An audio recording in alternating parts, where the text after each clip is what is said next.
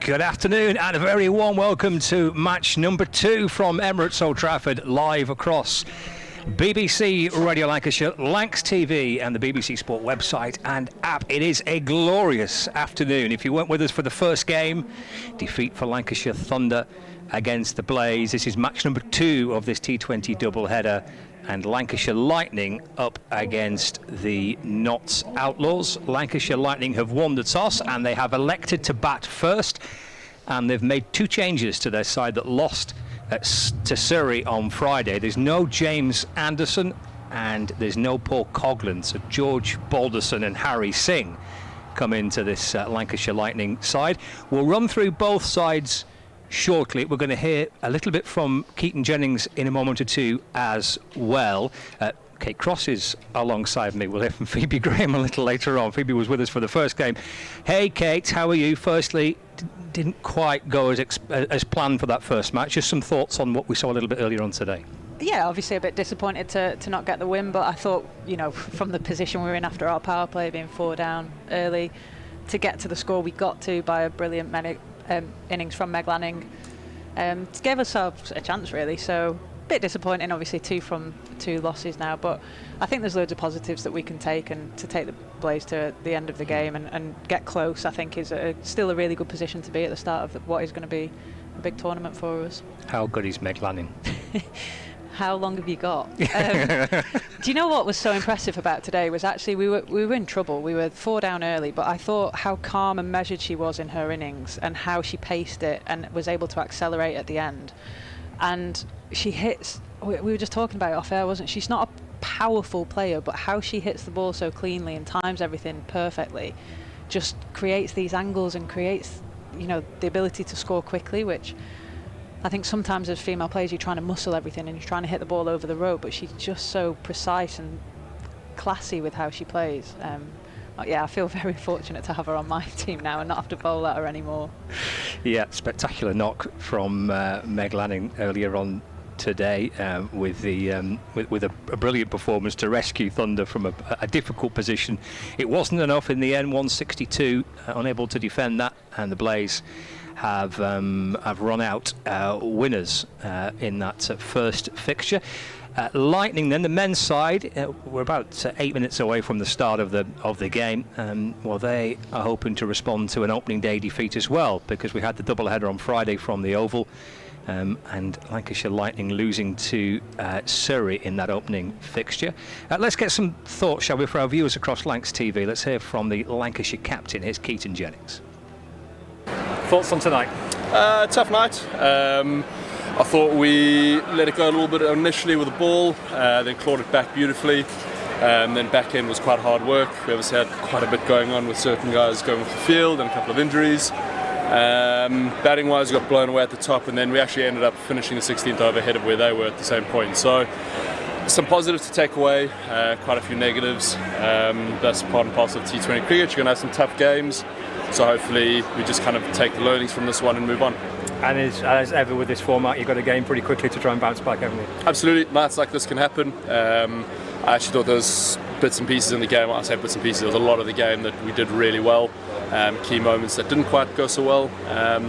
But you can turn it around just as quickly on Monday. You blow a side away at home. So look, we just need to make sure we come and play our best cricket game after game, and hopefully that puts us in a good position. Lancs TV are back with us on this bright and sunny day. So that defeat for Lancashire on Friday. I guess, Kate, does it put a little bit of extra pressure on this game when you lose your first to try and respond? I mean, it's quite a lot of group games to go, I guess.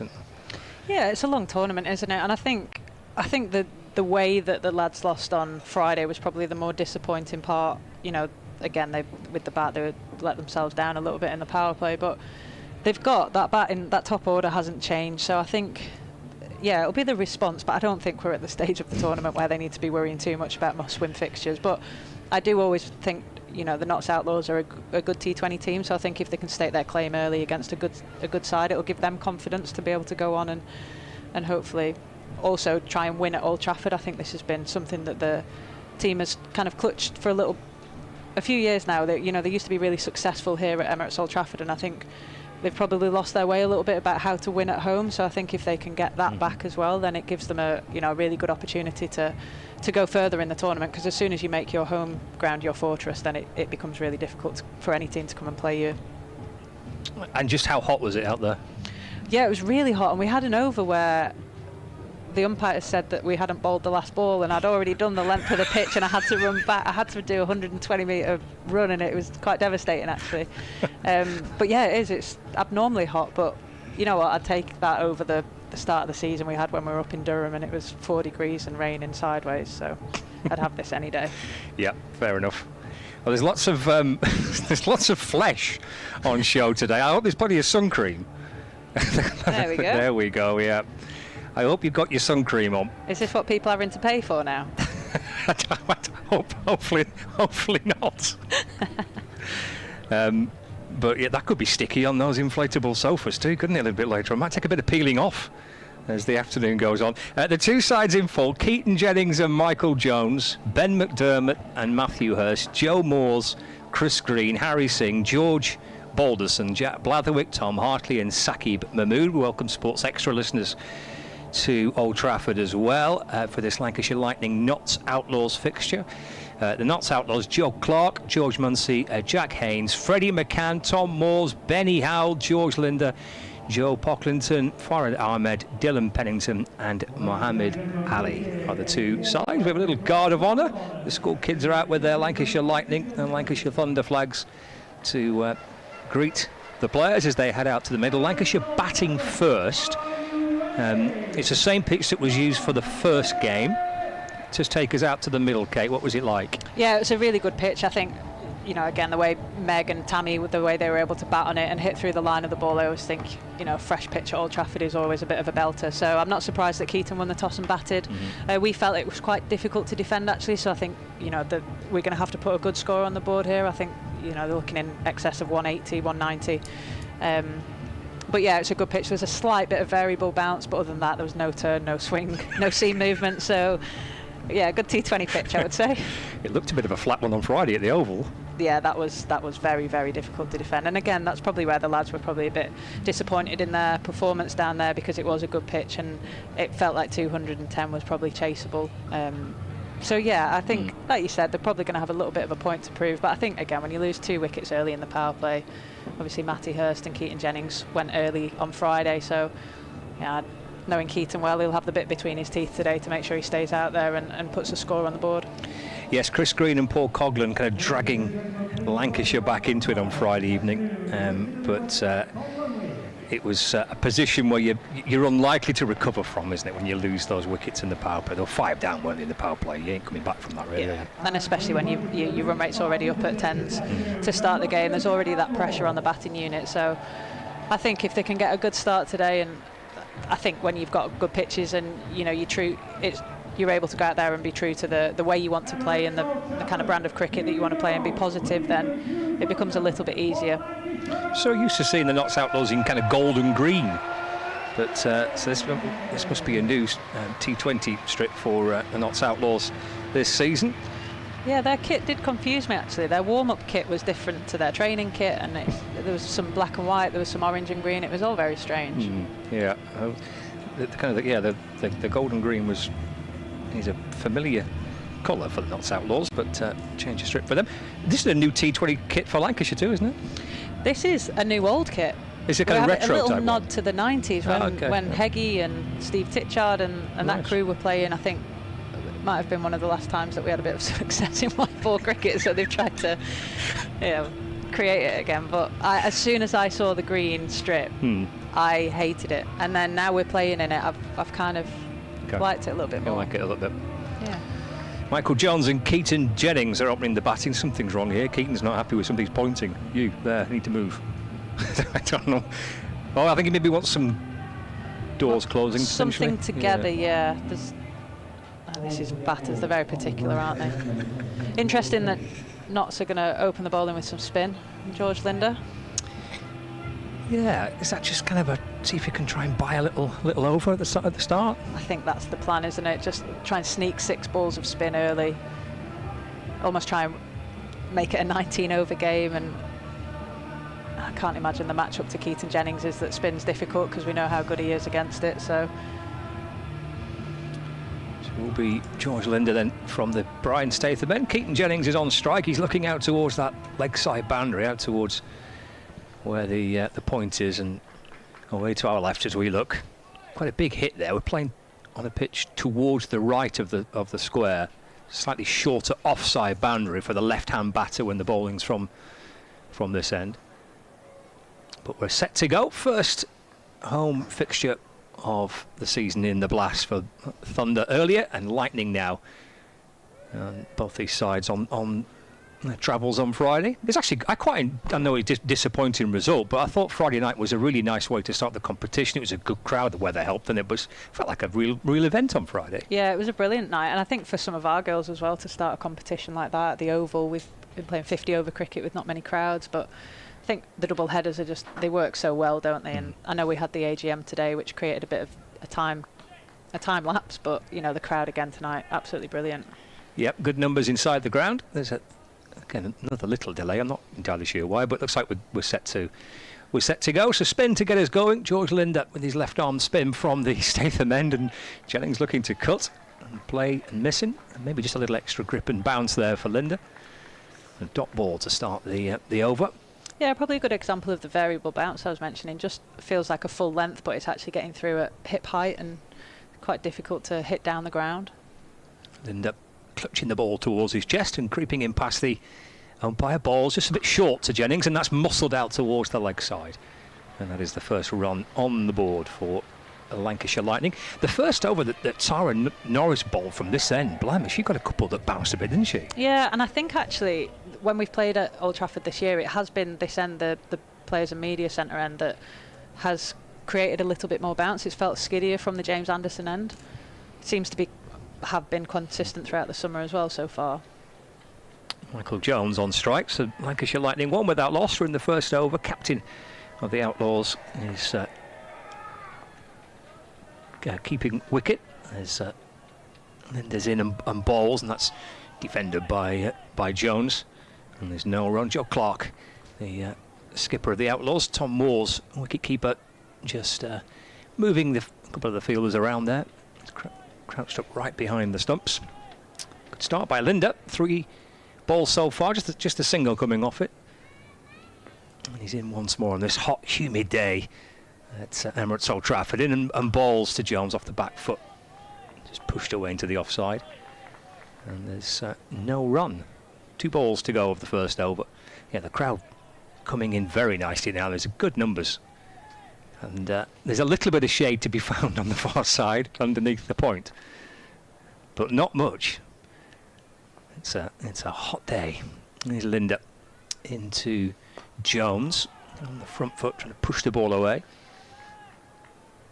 Fielded at cover, and there's no run, so 1 ball left of what would be a very, very good start for the Outlaws here if Linder can get through this delivery with not too much damage done. Keeper Moore's crouching down behind the stumps. There's Linder for the Outlaws, in and balls to Jones, and that's tapped back towards him, and there's no run. That's an excellent start. And if it was a bit of a gamble, Kate, to start with some spin, well, it's paid off beautifully there for the Outlaws. 1 without loss, Lancashire. Yeah, he bowled perfectly there in the situation, didn't he? He obviously in the power play, you've only got 2 fielders outside of the inner circle, and it's always difficult. So if you miss your line or length, especially on a good pitch, then you are under pressure immediately. But what an asset it is to be able to have a spinner that can bowl and control their line and length in the power play. It's yeah, in T20 cricket, it's such an asset to be able to have someone who can do that for you. We're going to have some pace from the Anderson end to start things off, with Mohammed Ali into the attack here for the Outlaws. So they slip in place as well, which is quite nice to see, isn't it, early on the attack. The 2 fielders outside the fielding circle. Well, at the minute, just one, but like they are dropping square leg back, so there's a fine leg and a deep backward square leg. Out guarding the boundary with a slip. Yeah, and leaving that extra cover region open as well, so we're probably going to try and hit a hard length here. You can't be going too full, but equally you want to try and bring that slip into play. So Jennings on strike. There is Ali for the Outlaws from the Anderson end, the pavilion end here at Old Trafford. And he's hustling his way in now. Balls to Jennings. And that's nudged away off the hip. Out to square leg for a single. Jennings doubles his score. He moves to 2. Lancashire Lightning a 2 without loss as well. There's barely any breeze. And I guess what breeze there is quite a warm one. So you're not getting too much respite. A hot, sticky day. But a perfect bank holiday weekend to start the T20 blast-off. Couldn't really have asked for better weather. We start to just expect it now, don't we? This must be it. This is summer. Don't speak too loudly, it might go away. Yeah, exactly. Back to 12 degrees next week. 2 without loss. Jones is on strike. And they have slip catcher waiting. Ali in and balls to Jones, is skipping down the pitch and driving up towards mid-off, and they've scampered through for a quick single. Jones gets his first run. Lancashire Lightning 3 without loss in the second over. Brings Jennings on strike. Yes, plenty in. The where the party stand would normally be, away to our left-hand side, they've can park benches and can high chairs and tables there behind there with plenty of food options and the bar. Nice little spot, that. I imagine we will get the party stand in, won't we, for the Roses Clash? I presume so. It's kind of normally already built by now, isn't it? There's Ali in, balls to Jennings. That's carved away. That'll be 4. Cuts that out through point. First boundary for Lancashire Lightning. It's off the bat of the captain Keaton Jennings as well. 7 without loss. Jennings moves to 6. Yeah, that's Keaton Jennings' bread and butter. Anything off stump or wider is, able to be accessed through that point area. It's not a bad length actually from Ali, but Keaton Jennings, he's just so strong in that area that it's hard to protect. I'd love to see his career wagon wheel of how many runs he scored between third and point. He's got his first boundary of the game. So he's on 6. 7 without loss, halfway through the second over. Here's Ali in and balls to Jennings. Tries to whip it out towards the leg side. It just deflects away into the offside. No bat on that. It's hit Jennings somewhere on the thigh pad perhaps. So a leg bye has been called by the umpire. Jennings remains on 6. Score moves on to 8 without loss. Brings Michael Jones back on strike. So yeah, both these two sides in action. It's so early in the group campaign, isn't it? It's difficult to try and make any sense just yet of the group table. The Outlaws, just like Lancashire, with 1 game played and 1 defeat so far. The North Group leaders are Durham. It's 2 wins from 2 for them. The Yorkies are second. They've won 2 as well.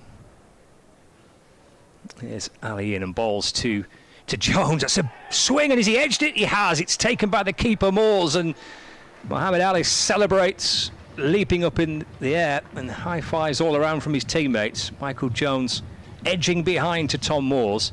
He takes a pretty spectacular diving catch, and Lancashire Lightning lose their first wicket in the second over, 8 for 1. Yeah, the perfect start from Mohammed Ali. He's really hit his length there and hit it well, and Michael Jones just not able to get himself going, just 1 off 6. That is going to bring Matty Hurst to the crease, but it's actually a wide delivery, and you can see Michael Jones just trying to access the offside, and he's just not got any of it. Lancashire already 1 down in the power play. This is probably where they need to make the most of the fielding restrictions.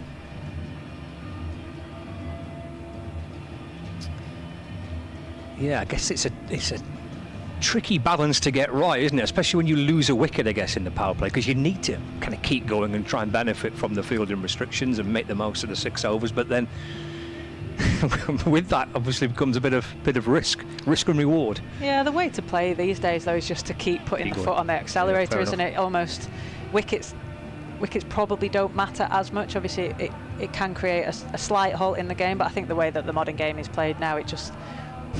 Matty Hurst isn't thinking about anything other than trying to score some boundaries. He's just thinking about trying to whack it.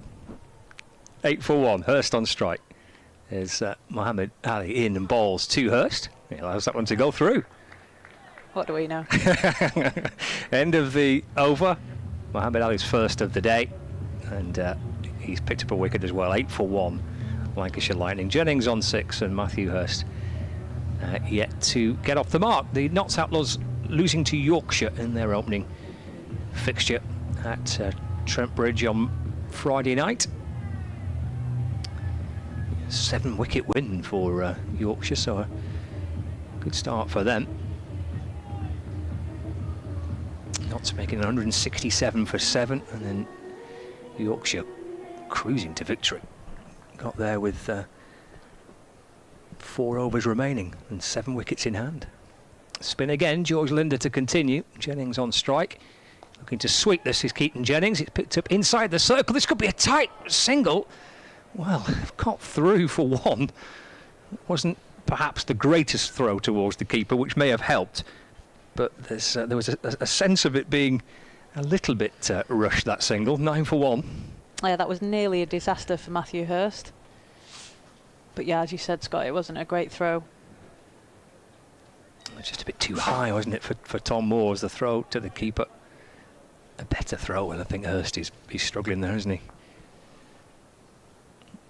9 for 1. Jennings at the non-striker's end. So Hurst, he's waiting for George Linder. It's in and balls. It's worked off the pads again with a little bit of hesitation. Throw comes towards the bowler's end. It's a direct hit.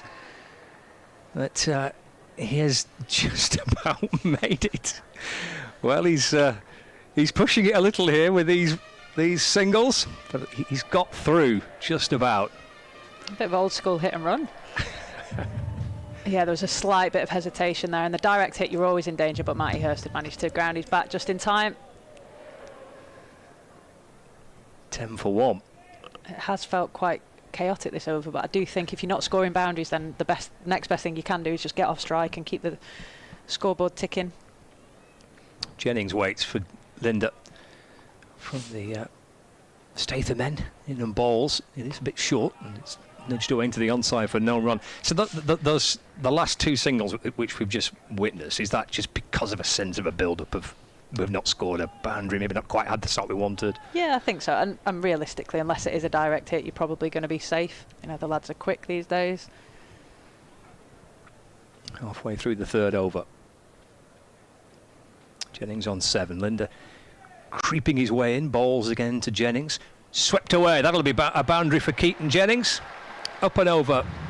Square leg down towards the rope. And welcome boundary for Lancashire Lightning. 14 for 1 in the 3rd. Yeah, again, another really strong option for Keaton Jennings, and Linder's held his length perfectly, but just straight down the leg side there, and that just opened up that side of the field for Keaton Jennings to get his hands through and sweep with confidence. So he tried to do it early in the over and not quite execute. It's down towards Lanky. But it's a warm day for Lanky. Lancashire's mascot. It'll be a pretty hot day for him. Full toss as Jennings slaps it down the ground, and back-to-back boundaries for the Lancashire captain. One swept behind square, and the full toss was hammered back from where it came from. He moves to 15, 18 for 1 now.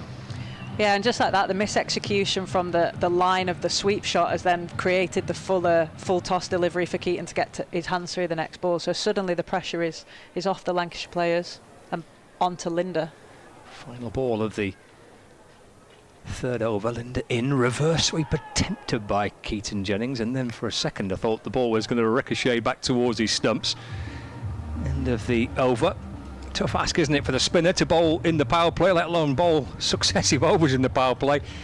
And that was, in the end, a pretty decent over for Lancashire. 10 runs coming off it. 18 for 1. 3 overs gone. Jennings 15. Hurst on 1. What do you make of them playing the one member of the other group this year? So instead of just playing the northern teams or the southern teams, who obviously went down in Surrey on Friday. It was quite strange seeing the Lancs team playing at Surrey. It was bizarre, yeah, it was. Well, and they've never obviously played a group match at the Oval. They played a knockout game there quite a long time ago now. So Ali's in and balls to Hurst. That's pulled down towards the fine leg boundary. And they've got through for a single. Hurst moves to 2. Lancashire 19 for 1. It's a bit odd, but it felt... I quite enjoyed it just because it was something different. Yeah. You know, you're so used to playing the same sides. It was actually quite nice to to see some different opposition. Yeah, different ground as well. It was nice to be able to. Obviously, we do play everyone once in our group, but it was. I imagine for the lads, it was probably quite exciting to get down to London and play a game. Probably didn't enjoy the travel as much. No, that's kind of the one argument against the idea of doing it, isn't it? It's basically 2 days of travel, isn't it? As Ali's in and balls to Keaton Jennings, flashed away, pulled off his hip, and it'll rattle its way over the boundary rope. Jennings times another one, gets to 19. It's 23 for 1.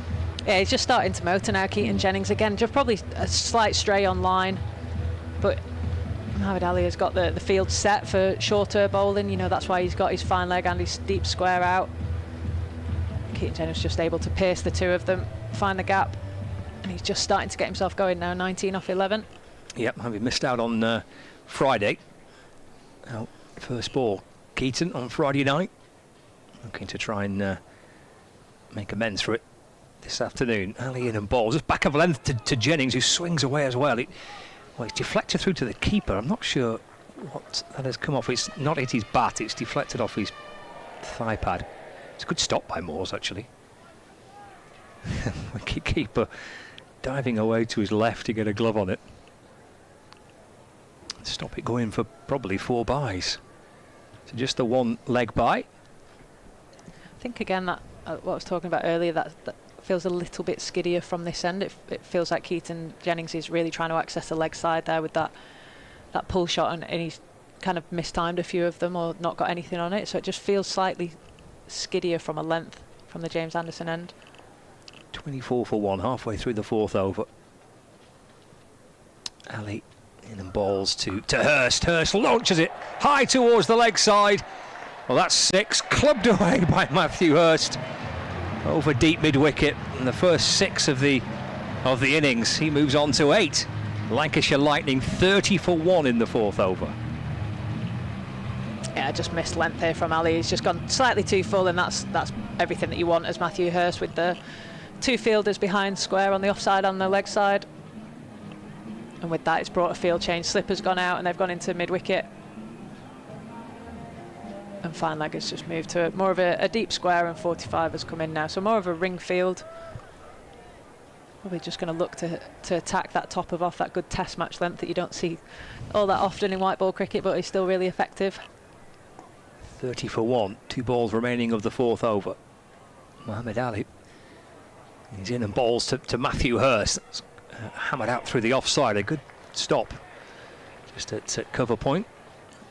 Again, that was hit pretty firmly by Matthew Hurst. Nicely stopped inside the circle. There's no run. The score remains on 30 for 1.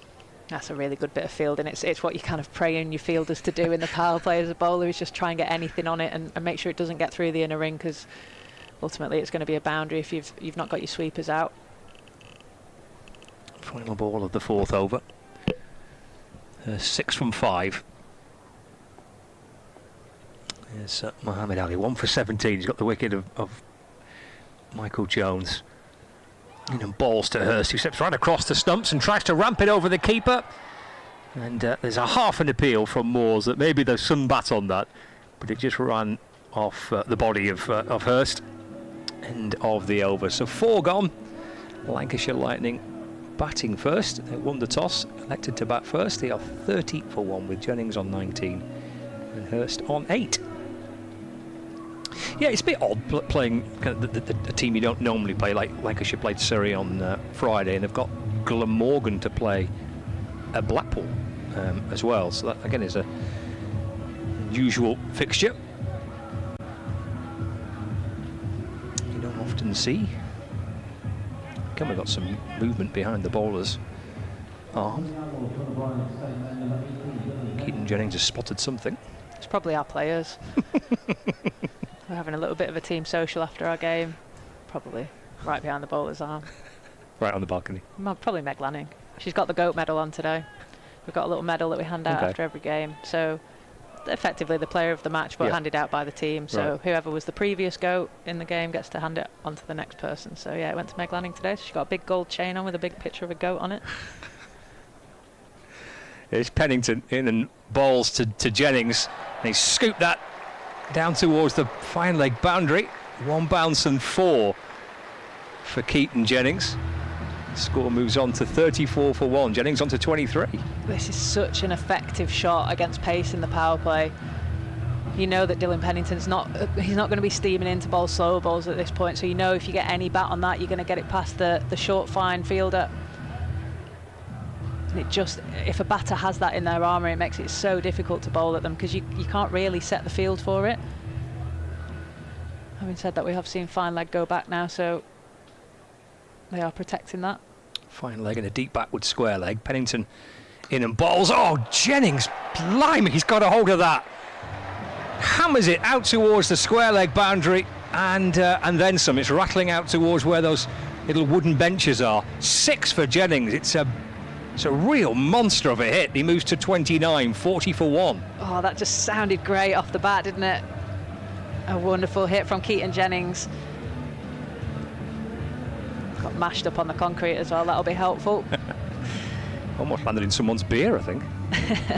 But yeah, now Dylan Pennington in the power play and he's under pressure immediately. 4 and 6. 10 off the first 2 deliveries. Pennington in, balls to Jennings. Beats him this time, he looks to try and pull it. Plays over the top of the ball and through to Tom Moores. And there's no run. I think with the pace that Pennington bowls, I'd almost, I'd rather see Keaton Jennings get down and kind of leave the stumps and paddle as more of a risk of an option than, this feels like a huge space towards the leg side. They've only got a deep square behind, so that is the risk reward for the bowlers and for the batters. And it's the constant battle in T20 cricket. Halfway through the 5th over, Pennington bowls back of a length to Jennings. That's pulled towards deep backward square leg for 1 run. He's on to 30. I think as a bowler you kind of have to ask yourself, where am I happy to get hit? And if that is, I want to bowl that really good length and I'm happy to get hit square, then set your field for that and almost take the risk that if Keaton Jennings is willing to get down on one knee and lap you, then that is his risk to take. 2 balls remaining of the 5th over. Hurst facing Pennington for the first time. And he sets off again. He's got a long approach as Pennington and bowls. That's muscled in towards the leg side by Matthew Hurst. A little bounce and skip over the rope. And this is an excellent over for Lancashire Lightning. Hurst moves to 12, and it's now 45 for 1, and these two have got themselves going. Yeah, really good from 2 players that missed out in the last game as well. Probably a good example there of what I'm talking about. It seems easy to be able to hit over that infield, and as I'm saying, that deep mid-wicket has gone out now, so he's got a deep square and a deep mid-wicket. Final ball of the 5th over. Pennington into Hurst, drives it down the ground. Lovely shot from Matthew Hurst. 1 bounce and 4. What a gorgeous drive, lofted drive back over the bowler's head, down towards the long on boundary. Well, these two are ticking along quite nicely now. That was a very good over for Lancashire Lightning. 49 for 1, 5 overs gone. What a shot from Matthew Hurst. Yeah, just a wonderful piece of timing. He's not tried to hit that too hard. He's seen that the length is full and just kind of extended his arms through it. Again, knowing that there's no fielders out there. And suddenly, after what was quite a difficult start for Lancashire, they're now up at 10s and coming out of this power play with 1 over to go, but in quite a strong position if they don't lose a further wicket. That, helped massively by that 5th over, wasn't it? 49 for 1, 5 overs gone. And let's see Ahmed for the first time today. With these two ticking along very nicely. Jennings 30 from 16. We're about to start the final over of the power play. 49 for 1. I love the approach that Ahmed has. Here he is in and balls to Jennings. Just easily pushed away through mid-off for a single. Jennings moves to 31. Brings up the 50 as well for Lancashire Lightning as we get into this 6th over. And a ripple of applause around the ground as well. 50 up on the board. Hurst is on strike. 16 not out. Ahmed starts, legs apart, crouched down and springs into life and bowls to Hurst. That's pushed back towards him. And there's no run. So the medal that Meg's wearing, is the previous winner responsible for nominating the... Okay, yeah. Right. There's Ahmed in and bowls to Hurst. Pulled out towards the leg side boundary. Hurst wants to come back for 2. And does so pretty comfortably. Moves on to 18, 52 for 1. Yeah, just picked the length real quickly there, didn't he, Matthew Hurst?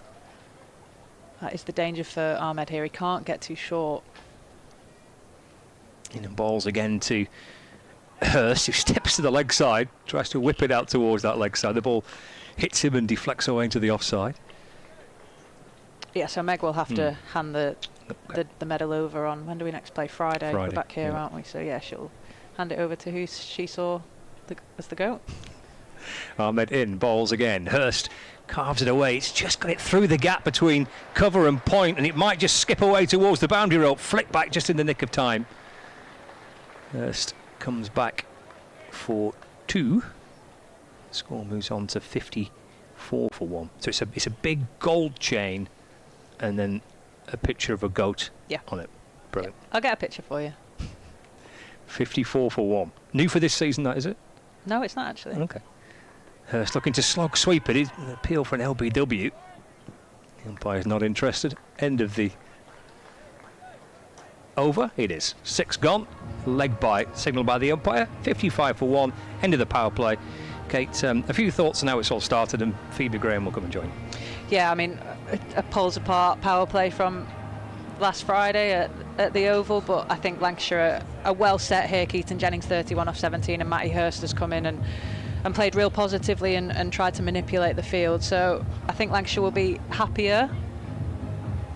Just having a look at that LBW, pitched outside leg.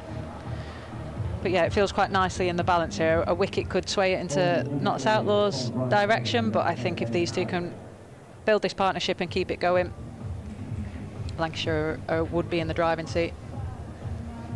Welcome back. Hello, Kate Cross. Hi, welcome Phoebe to the Graham. box. It's First nice time we've worked together, isn't it? In the box, we've obviously been. Oh, we've teammates. worked together on the pitch. That's right. Yeah. Worked Yeah, out how to teammates get for the a while. Yeah, colleagues.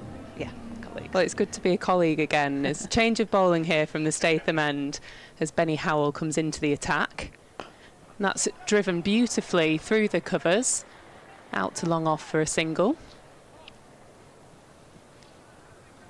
And how did you feel today went, Kate? Yeah, I was just saying to Scott earlier, obviously a bit disappointing not to get a win on the board, but actually we've gone up against two of the probably tougher teams in the group, and actually taken them down to the last over each time. So I don't think we're too far away from getting a little win on the board, but I think when you start a tournament 0 from 2, you kind of itching to get that win on the board. Yeah, they certainly are a good team at the Blaze, and it's Notts Lancashire here today. Howell in and swiped into the deep of the leg side just for a single by Jennings. And a good start here by Lancashire. We'll be pleased with this power play in comparison to Friday. They had a bit of a shocker with the bat up front. Did you watch much of that innings? Yeah, we actually watched the first probably 10 overs and then got on the bus back to Manchester. So yeah, it was obviously a disappointing night for the lads. Howell in and worked to mid-wicket for no run. I actually felt with how our game went, we scored 186 and it felt like we were probably 20 under par, 15, 20 under par. So for the lads actually keeping Surrey to 210, 215, I actually thought they were really in with a shout of winning that game on Friday. Howell into Hurst, who digs out a Yorker. It's a bit of a trickster, is Howell. He's a wily character, isn't he? He's got all the tricks. He's got probably 6 or 7 variations of the same delivery. And this is why he's so successful in T20 cricket, because he's just able to almost outfox the batters. Yeah, second game for Nottinghamshire for Benny Howell, signed this year. In and driven down the ground. Great piece of fielding, diving to his left, preventing the single. That's good from Keaton Jennings, just going down and having a chat to Matty Hurst, saying, you know, don't get too frustrated. A couple of dot balls are okay. We've had some big overs. Probably know that Benny Howell might be the tougher seamer to face on this pitch. Howell in again, ball covered. That's pulled out into the deep, clears mid-wicket, into the stands. Another ripple from the crowd. Drop catch, I think. Drop catch in the crowd. I thought you meant one of the Notts players then. No, but sorry. When we watched that again, I think it could have been beer in hand. Yeah, he got himself in a good position, to be fair. He's got to execute a little bit better from there, but good example of Matty Hurst not getting too frustrated and just waiting for the ball to be in the right area for him to access the boundary. Yeah, talking about that game at Surrey, so Jennings got a first baller from Topley, and like you said, it was a high-scoring wicket. And what were the difference between the two pitches at Surrey to today? Because they both looked to be playing reasonably well. Yeah, I think generally the Surrey pitch, whenever I've played down there, it feels like a bit of a runs fest. It feels like, you know, your margin for error as a bowler is this tiny little box on the pitch that you've got to try and hit. And then today, which you have hit before. You've had success at the Oval, haven't you, Kate Cross? Come back to that as Ahmed continues his spell from the Anderson end, and it's lofted up and over, straight down the ground. And is it a maximum? No, it's just in front of the boundary rope. The umpire signals a 4. Lovely strike from Jennings. Yeah, that is lovely from Jennings, because Ahmed's actually got the field set for that shot, and unfortunately he's hit it so powerfully and so well that he's able to get the boundary still. Squats in his stance as he advances to the crease, and Jennings lost that directly over Ahmed's head, almost teasing, chipping onto the green. Yeah, a little sandwich onto the green there. Was there a bit of two-paceness in the wicket today? There were a few top edges from the Lancs girls wicket-wise, and the one for Tammy Beaumont kept low that Carter got her. Yeah, just it's ever so slightly here at Old Trafford, but I feel like, you know, there's a little bit of variable bounce from this end, from the player and media end. What's it actually called? I keep calling it the player and media end. It's the Statham end. The Brian Statham end. And then it does feel a little bit skiddier from the end that Ahmed is bowling at now. Ahmed in and goes for the reverse, fools the keeper. It's going to go down, but Pennington does the work. They'll come back for 2, and the umpire does give it a wide. Ahmed bowls that reasonably well as he follows Jennings, who went for the reverse. It always feels at Surrey that wickets win you the game. You know, you're never going to take the game to the 20th over, and I feel like here at Old Trafford that we're probably similar for us today, but Ahmed in, and huge strike there from Hurst. That is huge. Over, long on, into the crowd. I think we've seen another drop, 2 drops in the crowds now. Some wonderful striking from Hurst. He's 33 from 19. Lancashire move on to 77 for 1. It just goes to show how fickle T20 cricket is, isn't it? These two lads got ducks on Friday and now are really motoring and getting the pace of this pitch and making sure that they're trying to cash in when they feel in. It was Keaton Jennings toss to win as well. He won the toss, elected to bat. I think he knew from that first game it was a good wicket, and actually runs on the board here. Makes it easier to defend at Emirates Old Trafford, which is probably the reverse of the Oval, where, like you say, you've got a 50 pence piece to hit as a bowler, and chasing is a much easier job. Yeah, and I actually thought credit to Tammy Beaumont today, because she took the sting out of that run chase really early. She put us under pressure in the power play, and actually the work was probably done by her early in the innings, which then just made it quite difficult to come back from. I haven't really seen her celebrate with laughter before. She really enjoyed that as Ahmed in again, worked off the back foot into cover. I think she's had a lot of stick on a strike rate, hasn't she, in shorter format cricket, and actually scoring 54 off 24 deliveries is her hard work coming into fruition there. Lancs 77 for 1. It's Ahmed in, worked off the back foot straight to cover again. Slight show of frustration there from Hurst.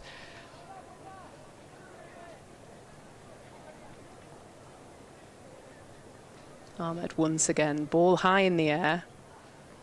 Worked into the onside for a single by Hurst. How does it feel as a player when you've worked on a skill like that, being told you can't do something and then you go out and prove yourself like Tammy did today? Yeah, there's always some satisfaction in it.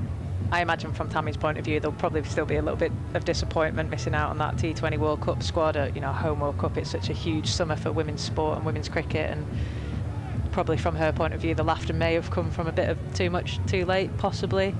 But it just goes to show what a calibre of player she is, and she's still able to do it at the ripe age of 34, I think she might be, maybe 35. So Still so young though, still so many years left at 34. Yeah. So we've got a change of bowling. Pocklington into the attack. Haven't seen a lot of Pocklington. I think he's the overseas 4 knots. So Lancashire 78 for 1 off 8 overs. Jennings 37 off 20, and Hurst on strike 34 from 22. Worked off the back foot. Behind point, they'll look to come back for the second, and he's called it. It'll be tight, but poor throw in the deep means Hurst comes back comfortably, and the crowd, they love a 2 here at Emirates Old Trafford. A ripple. just being shown the rota here by Scott. It's very professional, very professionally done piece of paper. Pocklington again, and struck back down the ground, but good piece of work off his own bowling, diving to his right to stop that.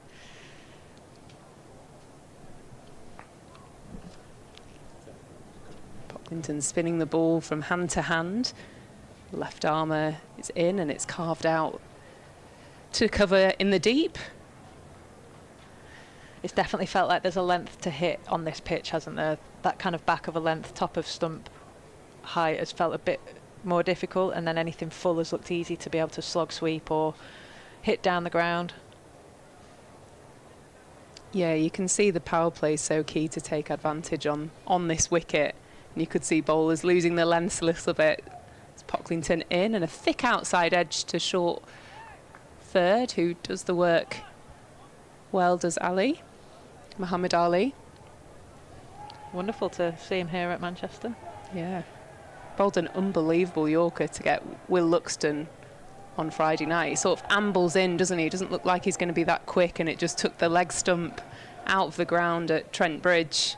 It's Pocklington into Jennings, a big thick outside edge. It pops up, doesn't quite go near cover, but they're able to get the single.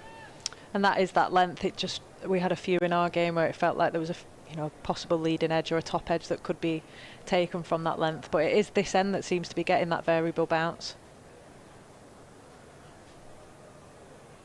Pocklington in again, and big swipe out to the offside into the covers for another single. Quiet over, 5 from it. Lancashire 83 for 1 off 9. What do you think par is on here for the men's game, Kate? I'd probably be looking in the region of 180, 190. Obviously, anything above 200 would be good. It's quite a difficult ground to defend. Quick outfield and good pitch, and like we were just talking about, that length is critical. If you're not hitting that length, you can go the distance here. So yeah, I think, especially from this, run rate 9.22 at the minute with 2 set batters, you want these two to capitalise as much as they possibly can. There's still some hitting to come. We've got Ben McDermott, Joe Moores. He looked a brilliant prospect on Friday night, didn't he? Those 2 back-to-back sixes. Just 17 years old. Playing against Uncle Pete as well today. Here's Joe.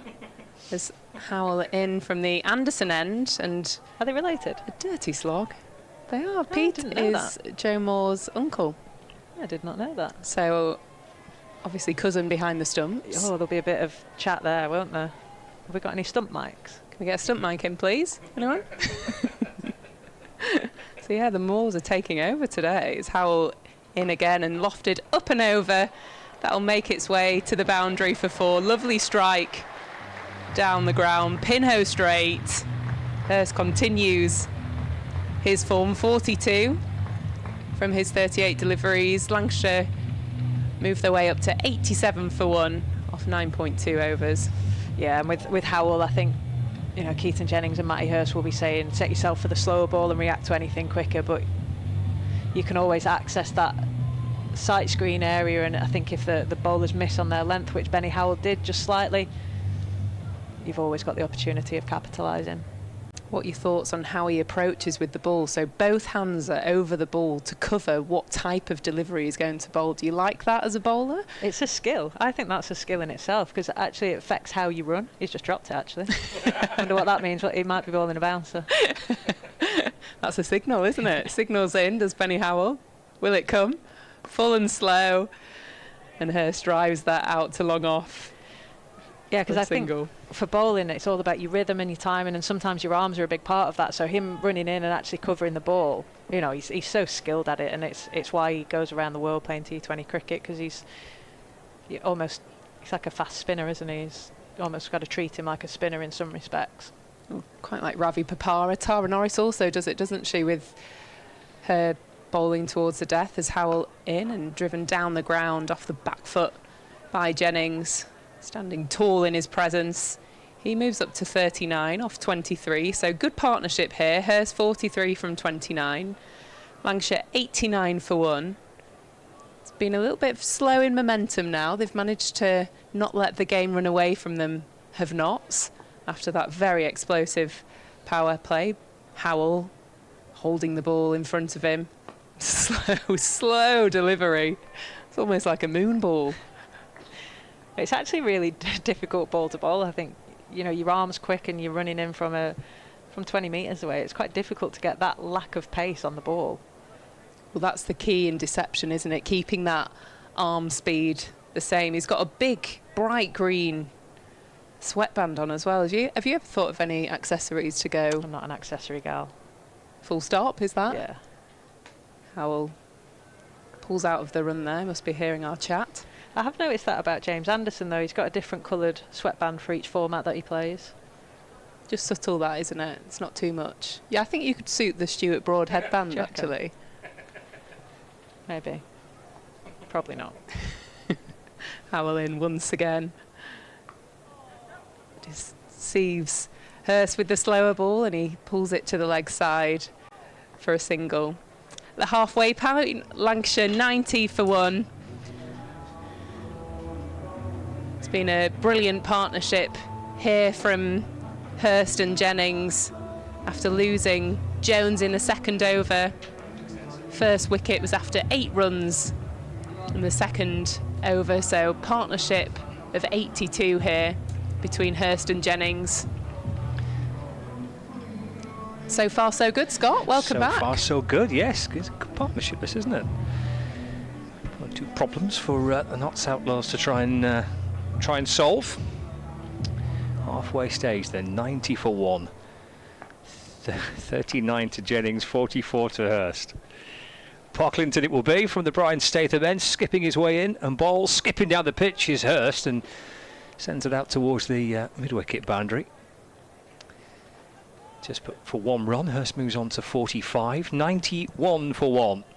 Live from Old Trafford across BBC and on Lancs TV for this T20 Blast fixture between Lancashire Lightning and the Notts Outlaws. And a very good base to build on here at the halfway point for Lancashire. Parklington in again. Reverse sweep from Jennings and gets it past the infield. And that'll run away towards the rope for 4. Jennings moves to 43, 95 for 1. Well, that's the first boundary we've seen in quite some time. Despite them not losing wickets, you felt the frustration from Hurst in the previous delivery, and Notts taking pace off the ball have made it harder for Lancashire to work through the gears as this game continues. After such an explosive power play, they have managed to control the game of Notts despite only being 1 down Lancashire. Jennings 43 from 24 balls faced. Parklington just trying his fingers on the turf. Jennings taps his bat. He's skipping his way in and bowls to Jennings, and that's hammered down the ground. And that'll race away for 4. The umpire just leaning to his left to get out the way of that. Straight drive from Jennings. He moves to 47. 99 for 1. Gorgeous strike from Jennings. Creates space and just looks effortless in the end, doesn't it? Pinot straight down the ground. Thank you very much. Poglinton balls to Jennings. Works that away through the leg side this time. And that single brings the 100 up for Lancashire. 100 for 1 in the 11th over. Jennings on to 48. With that single, Hurst back on strike. Left-hand, right-hand combination batting here for Lancashire. Right-hander Hurst taps his bat and Poglinton is in and bowls, and that's carved away through the offside. One more to the total. Hurst moves on to 46. 101 for 1. Brings Jennings back on strike. It's a great over for Jennings to target here. Left armour, so coming into the arc of Jennings, but away from Hurst. So you can see how they've played this over to try and get more strike to Jennings. Onto the back foot there, just a little shuffle back into the crease and nudges the ball away towards the leg side. Poglinton was absolutely hurtling after it. I think fearing they might try and run 2. In the end, it was just a gentle jog for 1. End of the 11th. 102 for 1. Jennings 49. Hurst on 46. Together, not only putting bowlers off the line, but when you've got spin bowlers and you know that batters like certain type of bowling, left arm orthodox, particularly in short format cricket, tends to stem the flow of run rate, but when you're then bowling it against a left-hander, it's almost like facing an off-spinner, so it's coming into the arc, and it meant Jennings could capitalise on that over and hit a couple of boundaries. Benny Howell, over number 3 for him. Really interesting listening to you and Kate discuss this approach that Howell has as he's in and bowling to Jennings. Jennings drops it up towards mid-on. Through they go for 1, and that single brings the Lancashire captain a T20 50, his first of the campaign. 50 not out for Keaton Jennings, 28 balls faced. And greeted by a very warm round of applause from those inside the ground. So great to see Jennings playing T20 cricket. It's awesome to watch, isn't it? It's a shame Wells is out. It's always fun seeing the two tall left-handers batting together. 103 for 1. There's Benny Howell in and balls to Hurst, driven down the ground. Stopped by Howell off his own bowling. You know, it's the start of the summer when Jennings is in red and raising his bat for his 50. You know summer's arrived when that happens. Absolutely. Yeah. Bank holiday Monday, beautiful day, isn't it? It is, isn't it? Just a bit too hot. Oh, never happy. Brits never happy. 103 for 1. Hurst on 46. Can he join Jennings and get to 50? He's trying here by driving the ball down the ground. We picked up just below the pavilion. It's a single for Hurst. So I have news. We did move house last time I saw you. Excellent. There was challenges on the exchange, the completion, but it all took place, and just remembered now we've got a big old school fan in the main bedroom. Right. Woke up this morning super hot and realised we could have put the fan on. Instilled into the ceiling. Playing a miss from Jennings through to the keeper. Oh, so it's one that's actually attached to the roof. Like quite an old school looking fan that you'd maybe see on holiday destinations where you're in a villa and there's a fan on the roof. So a few old school little bits of kit to the house. So just remember to turn it on this evening, I think. Howell comes around the wicket and bowls, and Jennings drives through mid-on for 1. Not too dissimilar to the air conditioning in this room that we don't know whether we actually put the heating on earlier today. Yeah, I think we may have put the heating on by mistake. And thankfully Polly Starkey just read the instructions. That's really how simple it is. Me and you did not do that. And no, it was an even more bigger hot box in here. We just kind of pressed a couple of buttons and hoped for the best, I think, didn't we? Here's Howell in, balls to Hurst. Again, he's absolutely laced it back down the ground. It's stopped by Howell. Hurst is halfway down wanting a single. Jennings sends him back. In the end, when it felt like something was going to happen, nothing happened. There was no run in the end. Hurst wants a one. No, change your mind, get back. Anyway, end of the over, 105 for 1. 12 overs gone. Yeah, he's bowled really nicely as Benny Howell. Quite a lot of frustration coming out from Hurst. You can see he's 47 from 36 balls, probably not striking at the rate that he'd want to, but faced a lot of balls from Benny Howell that have tied him up, and he hasn't been able to access any boundaries. That's why he's such a canny operator there, and like we were saying, he's got multiple balls covered by both hands when he runs into bowl. He's almost got 3 or 4 different paces, so you're not sure what's going to come down. Have to play him more like a spinner. He's a real box of tricks, isn't he? George Linder to come back into the attack. He bowled 2 overs in the power play. Jennings takes him on, launches the ball down the ground. He could be in bother. He is. He's been caught by Howell on the long off boundary. Ends a very good partnership between Jennings and Hurst. He's out for 51, Keaton Jennings. George Linder gets his first wicket of the day, and Lancashire Lightning lose their second wicket, 105 for 2. Yeah, frustration from Jennings there. Just didn't get his hands through the ball. Almost pulled out the shot. It was quite a soft dismissal in the end from Jennings. Played a wonderful knock as well. But yeah, just went a little bit round the ball, and a real simple catch. They don't get much easier than that for Howell. Yeah, he knew, didn't he, Keaton Jennings, straight away. Sort of inside out with his bat swing. Didn't quite get hold of it. You do sometimes see those put down, don't you, where they're so simple.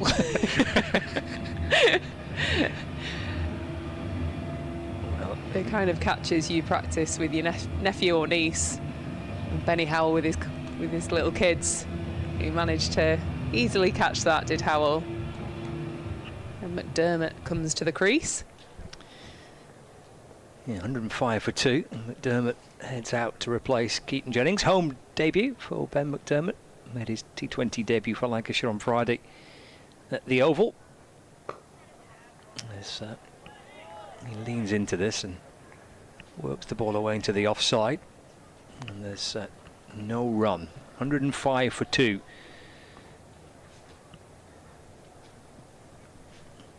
Into the 13th over. Spin at the minute, but a little bit flatter and quicker, and a run down towards short third, and they scamper through for a quick single. McDermott gets off the mark with that, 106 for 2. Halfway through the 13th. Hurst had to get his skates on then, didn't he? So he sprints through almost like a 100-metre sprinter where you cover 10 yards past the finish line. Just managed to get through, caused a little bit of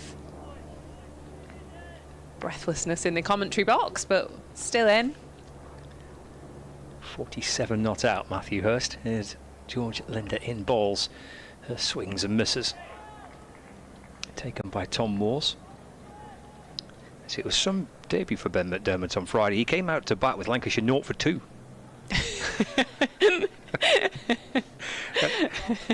First ball he faced, he just creams one through the covers for 4. It's like, what's all the fuss about? 106 for 2. Playing on the road, lads. What's going on?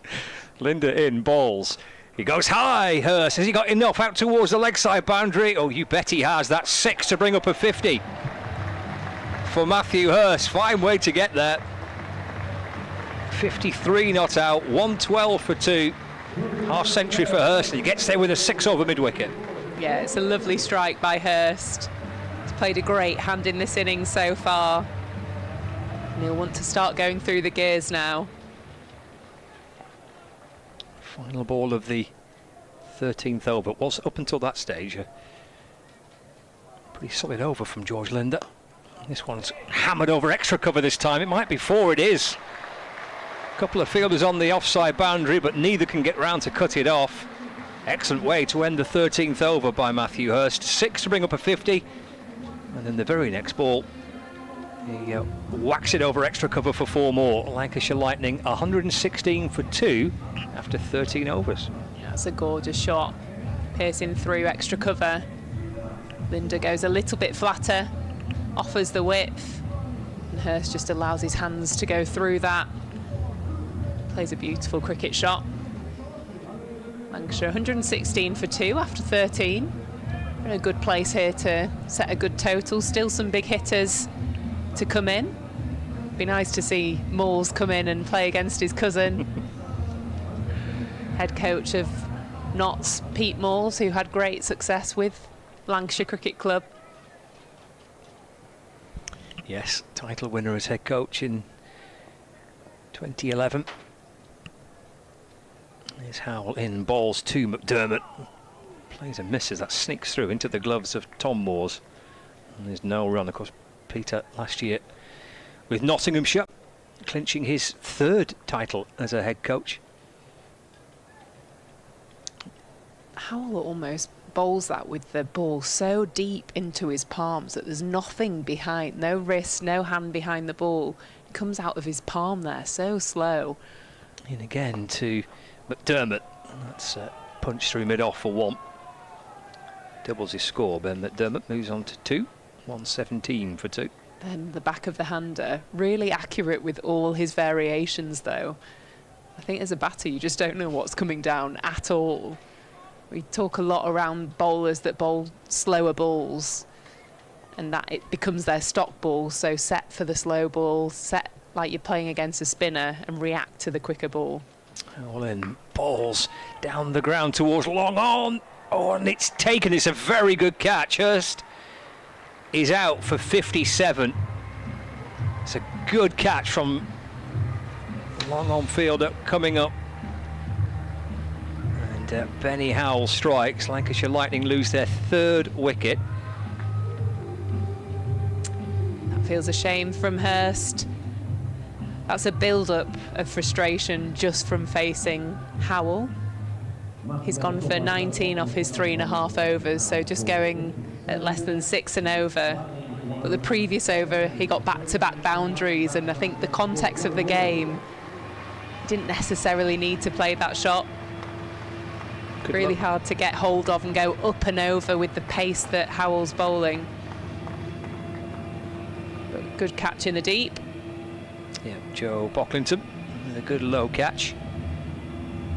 Who is from Sussex. So played a lot of second 11 cricket for Sussex last year and been signed for Notts. But it brings Moores to the crease. Well, What we've been waiting for. Made his debut, didn't he, on Friday? He did. At the Oval. Hit a couple of big 6s. he did. What do you think of him as a play? You've watched a bit of him now? Well, on Friday, those shots he hit for 6 Proper. were proper shots. Yeah. We were thinking he's still 17. And he's like making his T20 debut, and he's Lancashire's men's youngest ever T20 player. And he just comes out and wallops it for a couple of 6s at the Oval. He's on strike, just drops this into the offside and calls McDermott through for a single. So Joe Moores is off the mark on his home debut, his first run in Lancashire T20 red here at Emirates Old Trafford. 118 for 3. 17, that's serious, isn't it? Making your debut for Lancashire. White ball cricket. Renowned for the white ball cricket. Both these teams are. McDermott trying to work it away into the onside. Picked up at mid-wicket and there's no run. Yes, his debut on Friday at the age of 17 years and 249 days. Lancashire's youngest ever T20 men's player. 17, it's ridiculous, isn't it? One ball left. Here's Howell in, balls to McDermott. Lovely straight drive. Beautiful shot for 4 by Ben McDermott.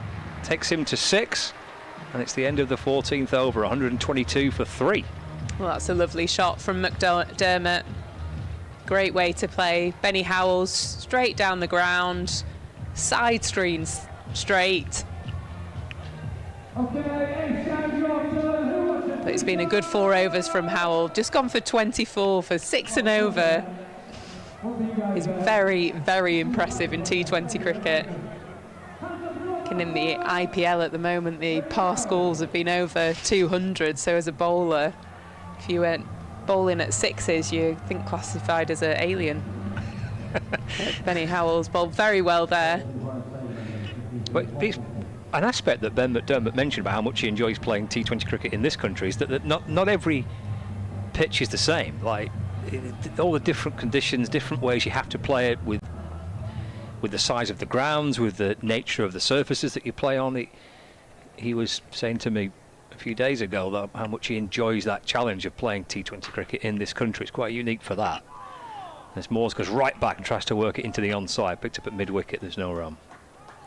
Well, generally as well, the surfaces play differently in the north to the south because of weather conditions as well. So with this being the first year that you travel across the country to play T20 cricket. Oh my word, Moores has reverse hit it out towards the leg side. Boundary's gone for 6. Goodness me. It's an outrageous shot from Joe Moores. He moves on to 7. Here you go, Phoebe. What do you reckon to this? That is special, isn't it? What a strike. Reverses that down on one knee, and the hand speed there to get that up and over. Brilliant. He chops this one down to, in the end, short third. Could try and cut it late, but for a second looked like it may just fall into the hands of Muhammad Ali. It dropped short. Some more 6 a single, moves on to 8, 129 for 3. I love it when young players come out and play that fearless brand of cricket. Don't come with any baggage whatsoever. McDermott down on one knee, doesn't quite get a hold of this as he was hoping for. Well, actually, it's a little bit of a fumble in the field by Freddie McCann. And that was McDermott to come back for 2, 131 for 3. A little bit sloppy there from Knotts. On the turn, turns the ball with him, and they managed to come back for 2. Pocklington bowls. McDermott goes over the offside this time. There's a sweeper on the cover boundary. Just be 1 for Ben McDermott. Takes him to 9. 132 for 3. See how much there he muscles the ball. McDermott didn't get hold of it properly. One bounce out into the deep. The extra cover. Brings Moores back on strike. Pocklington in and bowls to Moores. He goes on the reverse again. Doesn't quite get the outcome he was hoping for on this occasion. Doesn't get, in fact, any bat on that. Will be a leg by. That's the end of the over. 15 gone, 5 to go. 133 for 3. With Moores on 8 and McDermott on 9. On Lancs TV and across the BBC Sport website and app, and on BBC Radio Lancashire as well. 5 overs remaining for Lancashire Lightning in this T20 Blast fixture. Conversation between captain and keeper. Joe Clark, the skipper of the Outlaws.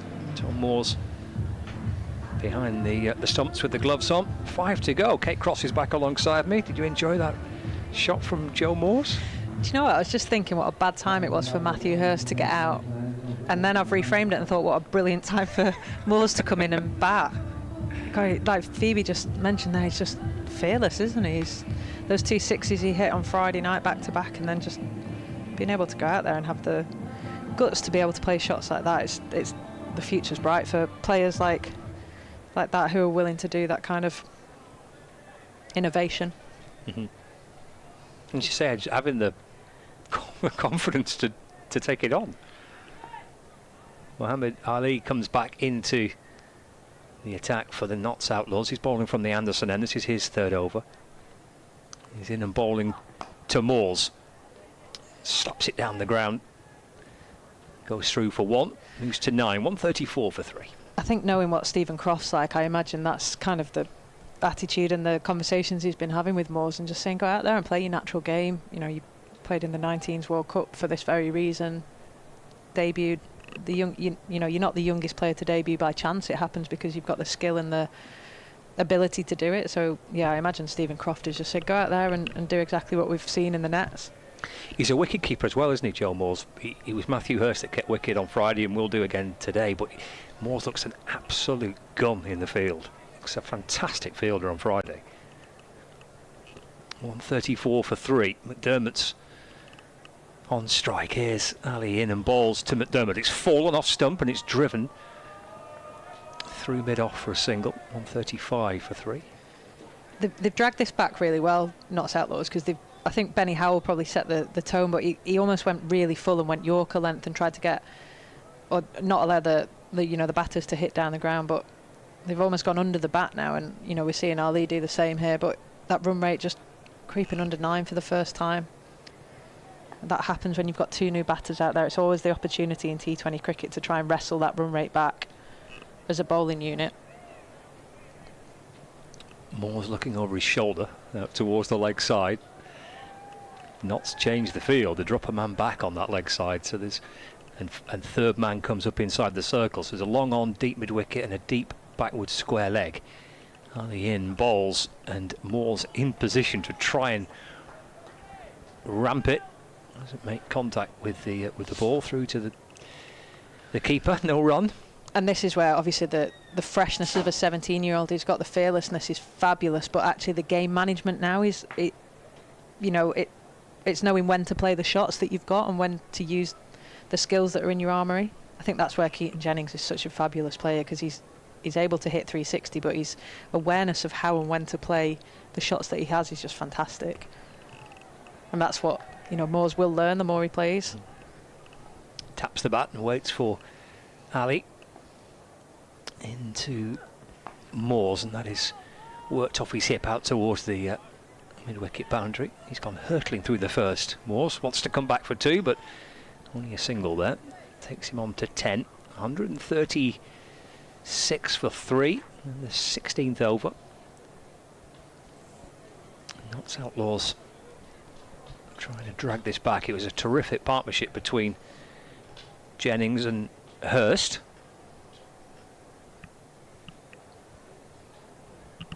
And now McDermott and Moore's trying to do something similar here. Ali back in, bowls again, swung away to the leg side by McDermott. Again, hasn't timed it as he would have liked. Takes him to 11, 137 for 3. Just quite not been able to get himself going, Ben McDermott. Talk about the importance of the first 10 balls that you face.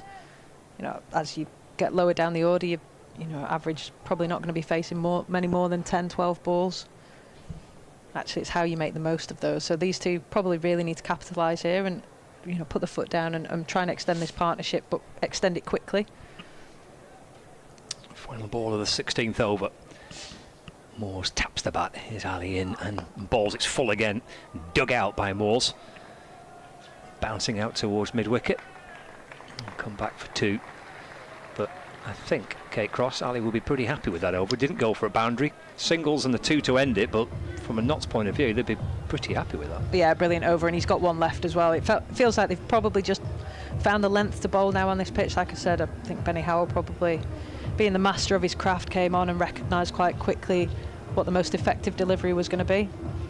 How quickly can you do that, Kate? How quickly can you kind of judge the pace of the pitch, judge what you need to do as a bowler? I think you can generally tell within your first couple of deliveries. You know, for me, certainly in 50 over cricket, it's probably a bit different in T20, but if the ball's getting through and hitting the wicket keeper's gloves, then you know there's, you know, pace in it, and you quickly learn what length you need to bowl to hit the top of the stumps.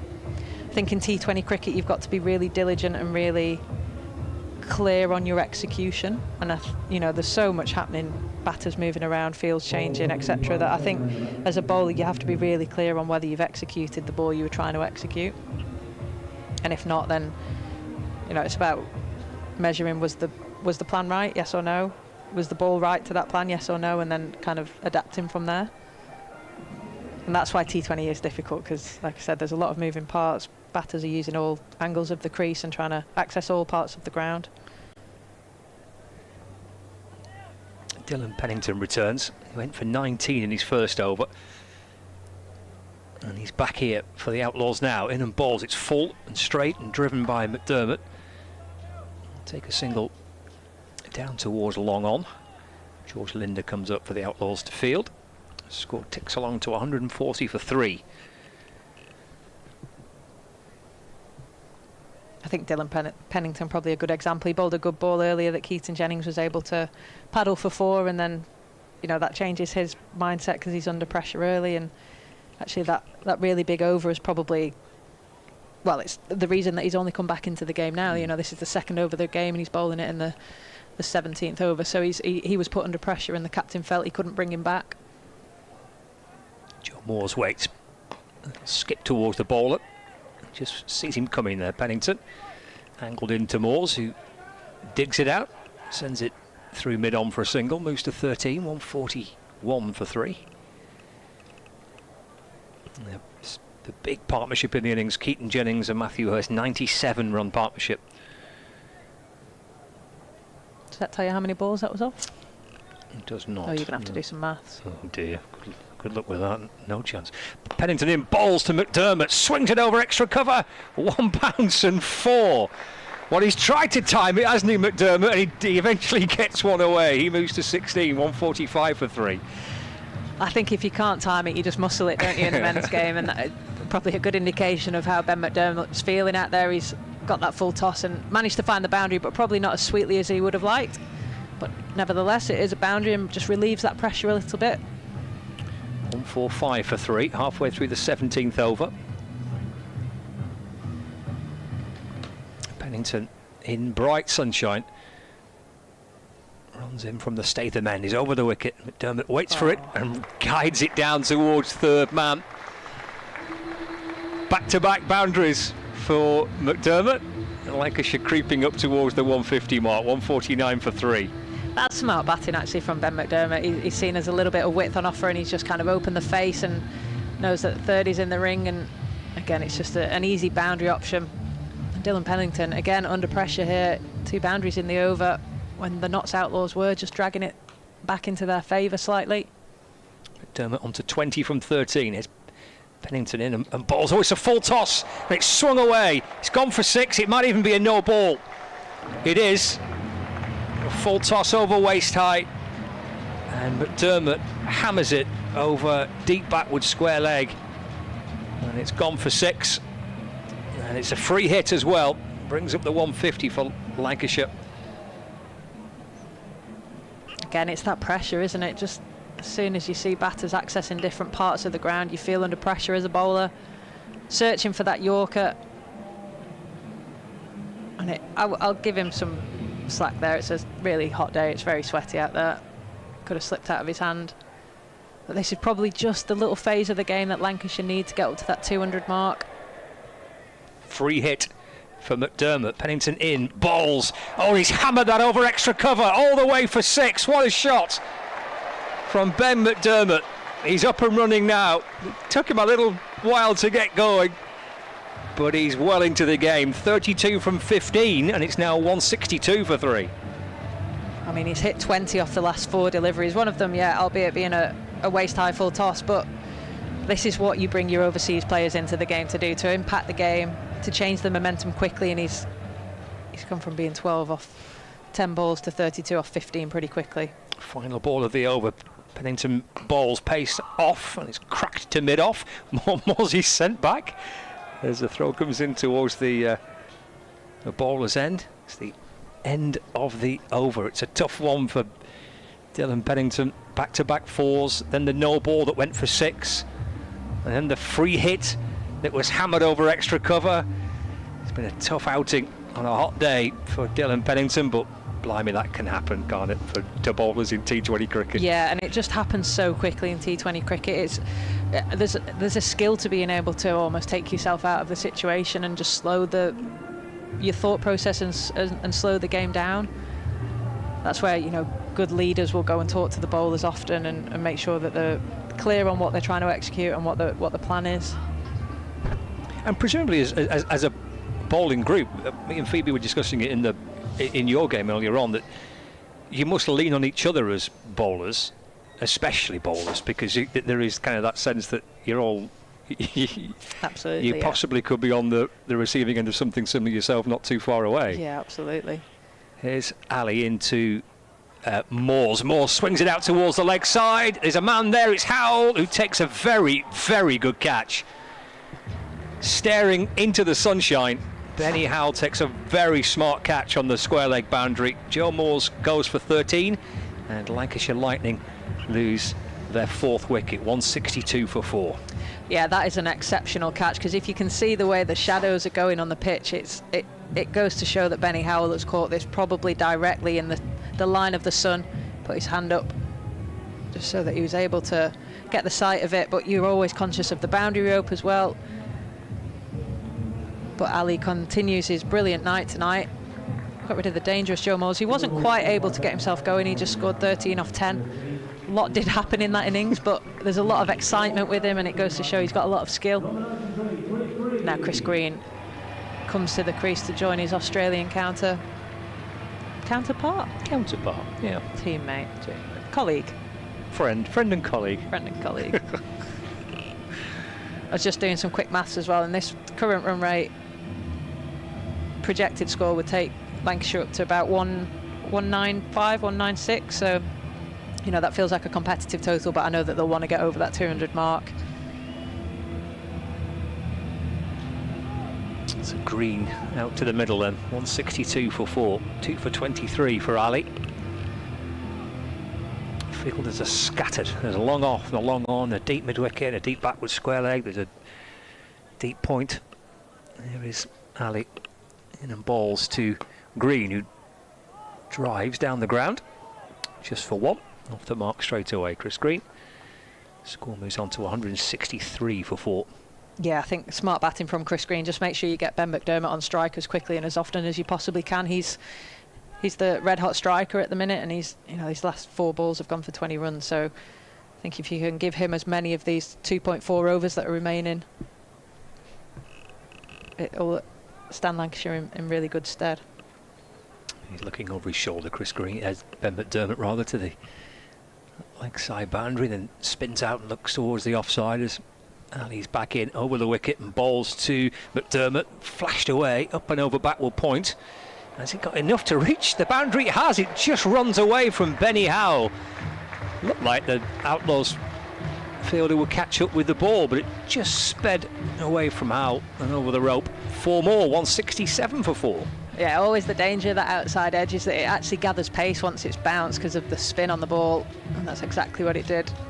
And the quick Old Trafford outfield, but it's good bowling again from Ali. He's again found that length and line to bowl, and he's been put under a little bit of pressure, but he's actually induced a false shot from Ben McDermott, which sometimes in T20 cricket that's almost you win. 36 from 17, 167 for 4. We're halfway through the 18th over. Ali balls again, back of a length, he swings it away. Has he got enough to clear short fine leg? He has. Again, it might just skid on. It does. Back to back boundaries. One flashed away off a thick outside edge of a point, and the other one sent down to fine leg for 4. He moves to 40 now, 171 for 4. Yeah, just tried to bang it in, attempted a slower ball, I think, and he's just again got the line wrong. That's been the kind of the consistent theme throughout the evening, hasn't it? That when that line's been wrong, it's kind of gone to the boundary. So Ali's got 2 balls to try and close what has been a great night for him out. His figures probably aren't quite suggesting that with how the last 3 balls have gone. McDermott 40 from 18, 171 for 4.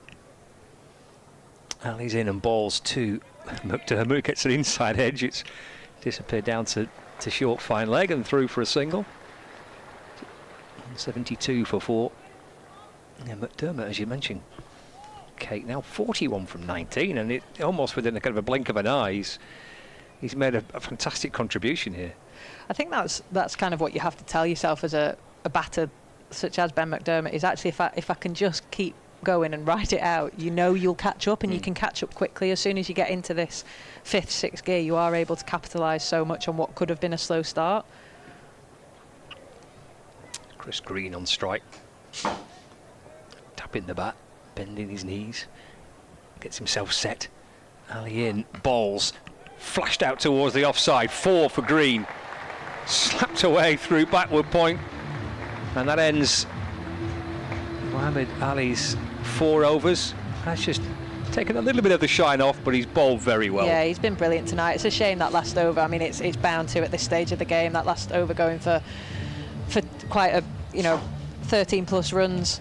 But he's brilliant. He's picked up 2 key wickets, and a shame for him to have finished on that note. But again, been really impactful. Do you reckon here, Kate? 200 still on? I mean, the graphic has shown us that Dylan Pennington's going to bowl. I can't really see that's going to happen.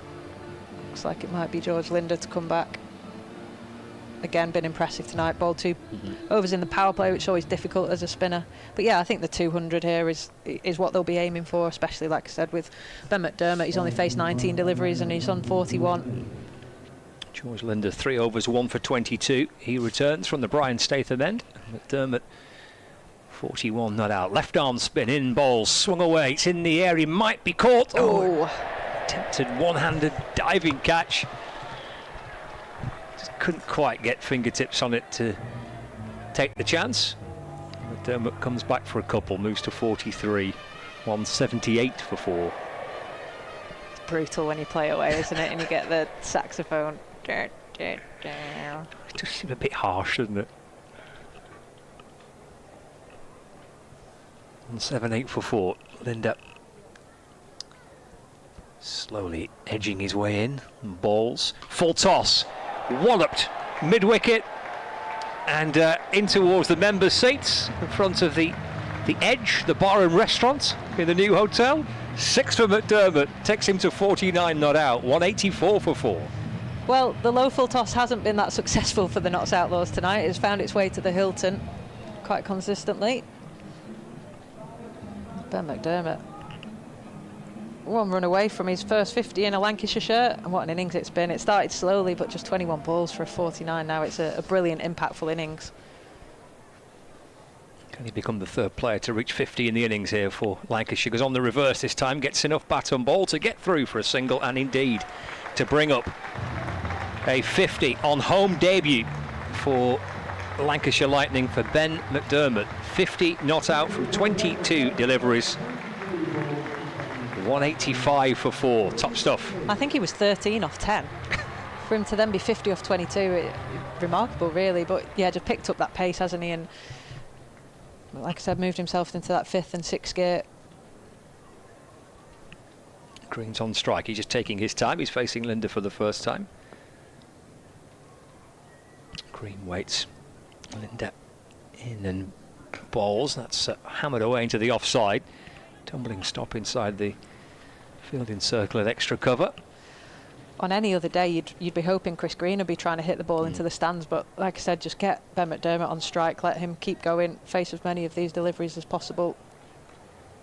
2 balls left at the 19th over. 186 for 4. McDermott on 50.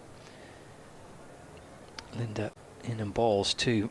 McDermott looks to slog sweep it, and the ball just sneaks underneath or in between the keeper's legs down towards the boundary. Yeah, a little thin bottom edge on the bat of McDermott, so he actually gets 2 for that. Takes him to 52 not out. 188 for 4. Your luck changes really quickly in cricket, doesn't it? Final ball for George Linder today. 1 for 34, his figures at the minute. His left arm spin around the wicket, fizzed him with a bit of pace. Oh, it's a wide. Signal by the umpire. I think a fair call. You can see he's just trying to take the leg side out of the game, and yeah, quite comfortably past that blue line, which is the umpire's indicator. Will it be a costly wide? He's in and bowls. Swing and a miss from McDermott. Again, trying to launch it out towards the tram stop. It's a top ball to end the over, of which there is 1 remaining for Lancashire Lightning. 189 for 4. McDermott on 52. Green on 6. Live on Lancs TV and on the BBC as well. This T20 blast fixture from a hot and steamy Old Trafford. I think with the Austin Powers music in the background, it's quite a fitting analogy. 189 for 4. 2 games into this year's T20 Blast. So is there a playlist that's been replicated across the T20 grounds? Because every song I've heard tonight, I also heard on Friday. So is it like, how much license are the DJs allowed to use? Is there a playlist that's been issued to clubs around the country? Here is Pennington, final over, Green on strike. And that's worked out towards the leg side, and he'll come back for 2. As it disappears out to deep mid-wicket. Green moves on to 8. 191 for 4. Can Lancashire Lightning get to 200? It's a good question. Is it a bit like a Spotify jam that you can join and add things to and play, or is it just this is all you're allowed to play? On Friday we had no Sweet Caroline. Is that still a They're thing? trying to move away from it, maybe. Maybe they are. Pennington in and bowls to Green.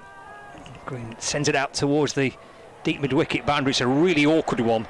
Out on that leg side boundary to try and come forward and take a catch, or to let it bounce and stop the boundary. Now the Notts Outlaws have actually hit their time penalty here, so they've actually only got 4 fielders outside of the ring, which is a bit of a hammer blow really when you've got Ben McDermott 52 off 24 and a bowler that's going at 22s currently. Yeah, good spot. Same thing happened to Lancashire on Friday evening at the Oval. Here's Pennington in and bowls to McDermott out towards deep mid-wicket. Oh, no. Oh, and he's been put down. It may have gone for 6. Oh, it's not Pennington's night, is it? The drop out on the deep mid-wicket boundary. This is just Pennington's luck, actually. He's managed to kind of induce a bit of a false shot, but it was a strange opportunity from Haynes. He's kind of jumped into it and then ended up parrying it over the bar for 6. Yeah. Ben McDermott moves to 58 now. If it's not your night, it's not your night, is it? If you're sometimes it's not Pennington's day, that's muscle back down the ground. And that's gone for 4 as well. Oh dearie me, Dylan Pennington. You're having no luck there. One that should have been caught and was parried over the rope for 6, and one that should have been stopped and was pushed over the rope for 4. Brings up the 200 for Lancashire Lightning. 202 for 4. A big milestone for that Lancashire. I think, you know, after the batting performance on Friday, it was important for them to come out and kind of stake a claim tonight. Got past the 200 from some exceptional batting from the top order. 62 to McDermott. 2 balls left. Pennington in. Oh, bangs one in short. It loops down the leg side. It's called a wide by the umpire. And Dylan Pennington. I've got 2 bowlers in the commentary box alongside me. I've got Kate Cross and Phoebe Graham. Are you 2 looking away? How much are you 2 thinking, oh goodness, this can just happen? This is where you probably pull a little hammy. Just walk off. Got a little niggle. 2 balls to go. Pennington in, bowls, and dragged out towards the leg side by McDermott. There's Lancashire supporters with a couple of sarcastic cheers as it's picked up cleanly in the field. Not only sarcastic from the crowd, but Dylan Pennington just clapped his fielder for fielding it. Oh dear. Oh, it's been a tough night for Dylan Pennington. Yes. Well, he's almost through it. He's got 1 ball to send down. Green's on strike. 204 for 4. It's effectively a free hit for Green. Final ball of the innings. Pennington in, bowls. Green muscles it off the back foot, clears mid-off, down towards the boundary rope. 1 bounce over the rope, and 4 to end the innings. Dylan Pennington can make his way off as quickly as he can and draw a line under that. And Lancashire Lightning will be absolutely thrilled to have got to 200 and just a little bit beyond it. 208 for 4 after 20, Kate Cross. Yeah, really good first innings from Lancashire. It set the tone beautifully by Keaton Jennings, and obviously Jones missed out tonight, but actually I thought the way Matty Hurst came out and batted in the power play was exceptional, and like you said earlier, a real statement from the contrast of what happened on Friday night, and probably really important for this group of batters to make sure they had a good evening tonight. looks quite a difficult pitch to bowl on when pace is on, so it'll be interesting to see what the Lancashire bowlers have taken from how the Notts Outlaws bowl. But it feels like this could be a really defendable total for Lancashire. It feels like they're probably just above par. But what a wonderful innings from Ben McDermott. Started so slowly, didn't it? We were almost probably thinking he might be getting the curly finger from the coach to come in and get retired, and then suddenly he's 63 off 27, but that's how the batting card looks. Keaton Jennings at the top, missed out on Friday with his first bowler and then capitalised. But yeah, I thought Matt Hurst and Keaton obviously set the tone, and then that partnership as well with McDermott and Hurst was a very impressive one as well. Yeah, 97 between Jennings and Hurst, and 45 and 46 between McDermott and Moores and McDermott and Green. Some brutal bowling figures there in that Notts Outlaws card. Yeah. It's one of those nights, one or two, where you just kind of, I guess, draw a line under it and not dwell on it too much. The standout there is Benny Howell, just going at sixes when the rest of the bowlers, the next best is 8.75 from Linda. So, it goes to show what a wily character Benny Howell is. And I wonder if that's the kind of bowling that Lancashire should be taking notice of, and, pace off and a little bit fuller with your field set for that. Looked quite effective. But yeah, poor Dylan Pennington, what a tough evening it was for him. Not helped by his fielders. But yeah, they're the ones that you don't want to talk to anyone, you don't want to look at the scores. You just want to hope that your batters chase that down. Well, we'll see the run chase shortly. It's more T20 cricket here at Old Trafford, of course, at the back end of this week. On Friday, another double header for you. Lancashire Lightning against the Leicestershire Foxes is the second game on Friday. Lancashire Thunder against Somerset Women before that. So another T20 doubleheader to look forward to this coming Friday. But we will bring you the run chase shortly. The target to win for the Notts Outlaws is 209 for victory. Well, that will be doable. Do Lancashire have enough? We'll find out soon enough.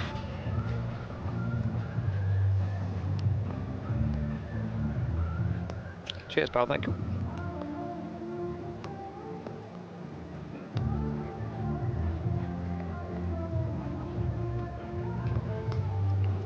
Lovely.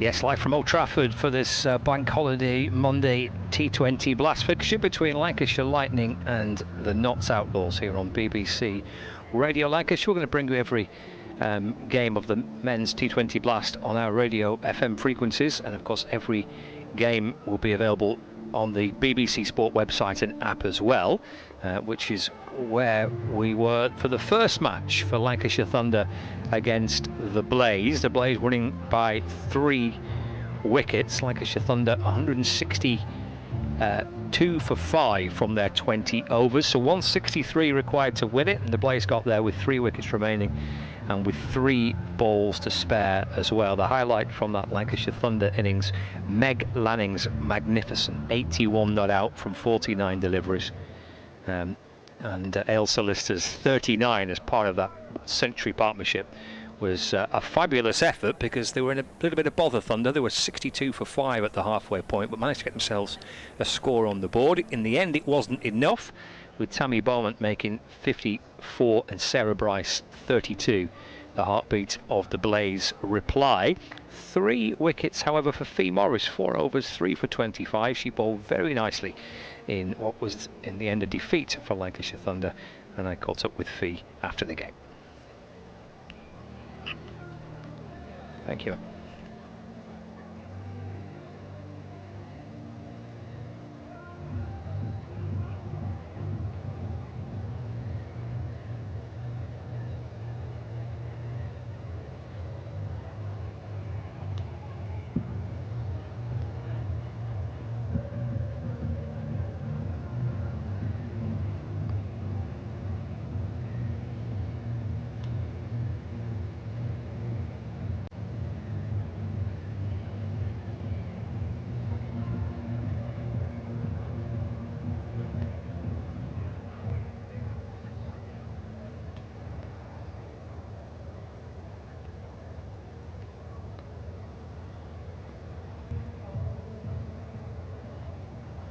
Sorry, mate, say that again. Oh, right. Oh. Let's have a look. Let's see if it's due to come round here anywhere.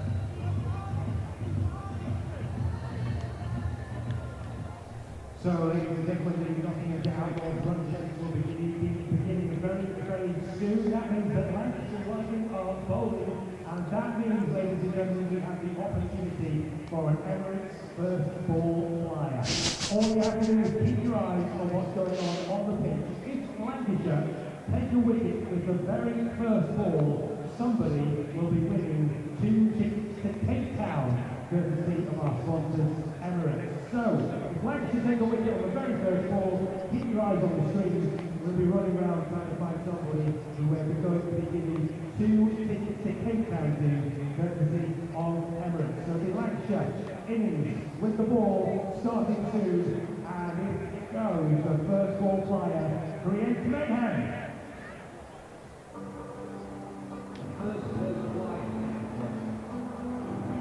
One wicket, 2 tickets, and off on a free ticket for holiday.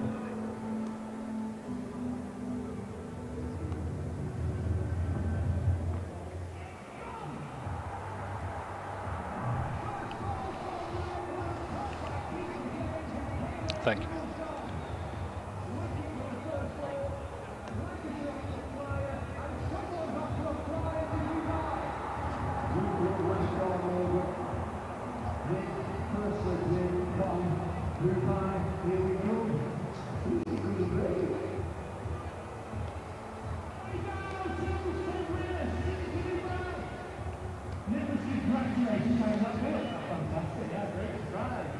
How exciting was that? So everybody pictures running. Have a fantastic time. Nicholas is now, ladies and gents, winners of the Emirates first ball flyer.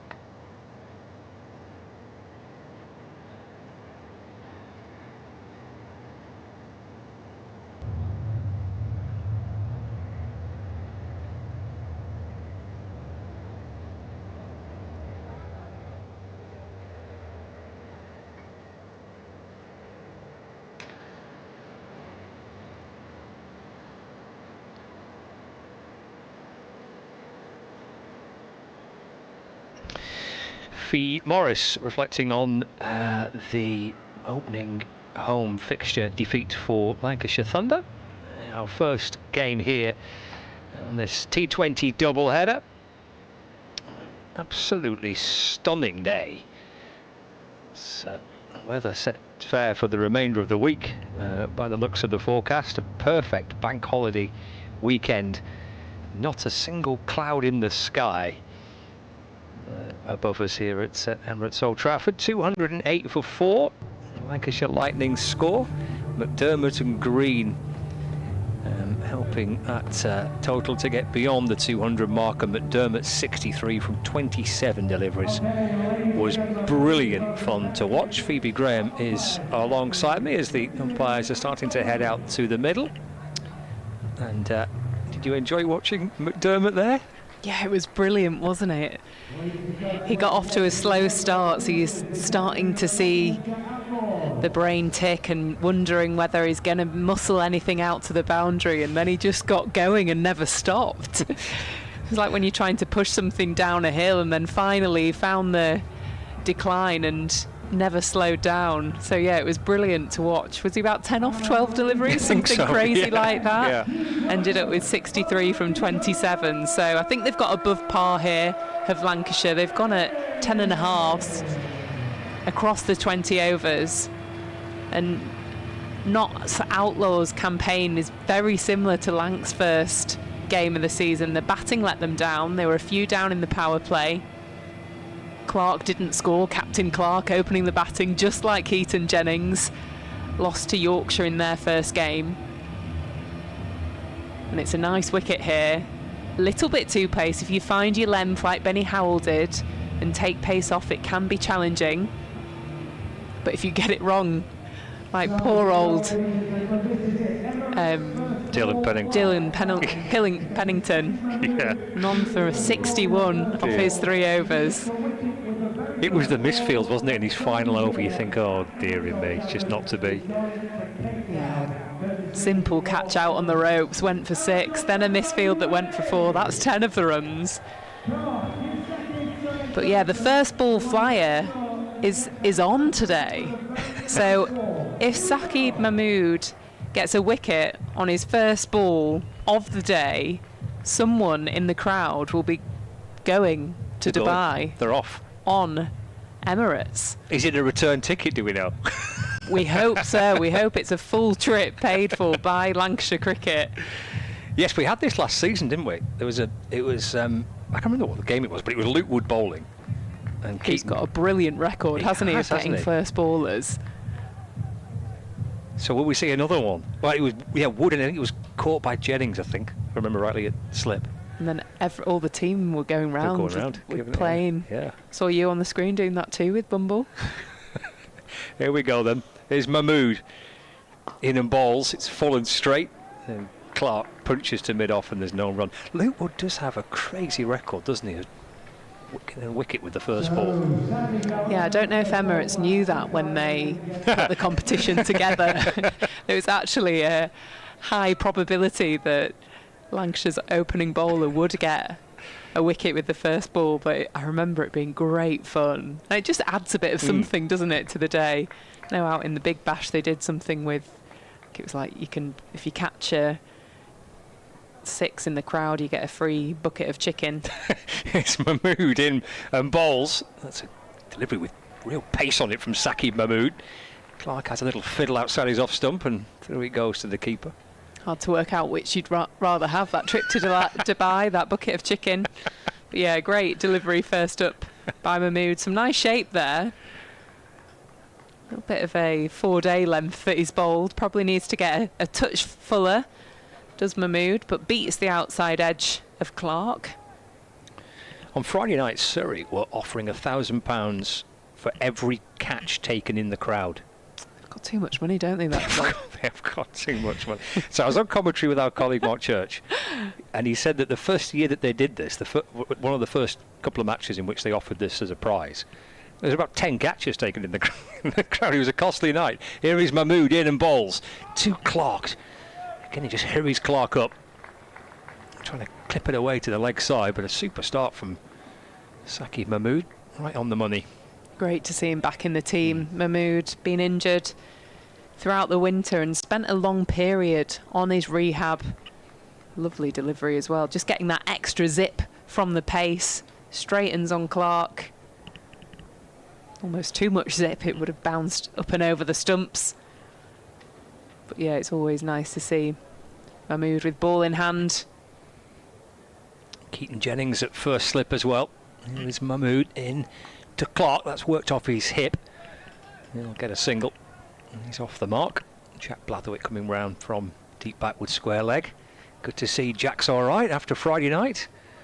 Took a bit of a blow, did Jack Blatherwick? I did see this on the socials. Direct hit, wasn't it? It was a direct hit, yeah. In both forms. Yeah. Good to see he's shaken that off. One with Outlaws. 2 balls left of the first over. Well, slip in place for Munsey. Jennings just navigating the field from about second slip. Munsey waits for Mahmood over the wicket. Balls, it's punched in the air. There was a cry of catch it. It's beyond the reach of short extra cover trying to get across to his left there, McDermott to field, and it fell short of mid-off. Single for Munsey. He's off the mark, the Scottish international. 2 without loss. They do something similar in New Zealand, prize for catching the ball out in the outfield, but with all their grounds, they've got big green banks, like hill banks, so almost like league cricket sort of setups, and people take the blankets and picnics. So it can get madness because there's people running through it, jumping over picnic blankets to try and catch the ball. So yeah, I think prize are a great idea, but I think the chaos that it creates amongst the fans, especially for a bucket of chicken. Here is Mahmood into Clark, just back of a length, and again nudged away off his hip down to fine leg for a single. End of the first over. Tidy stuff. Really good start by Saqib Mahmood. Just 3 runs coming off it. Clark on 2, Munsey on 1. His target of 209 to win for the Notts Outlaws, and if they get somewhere close, then we're in for a thrilling finish. It's a lot of runs to get, isn't it, chasing? And you're looking at scores of over 200. it is, and Emirates Old Trafford is a ground you want to bat first and set a big total. It's not renowned for its chases.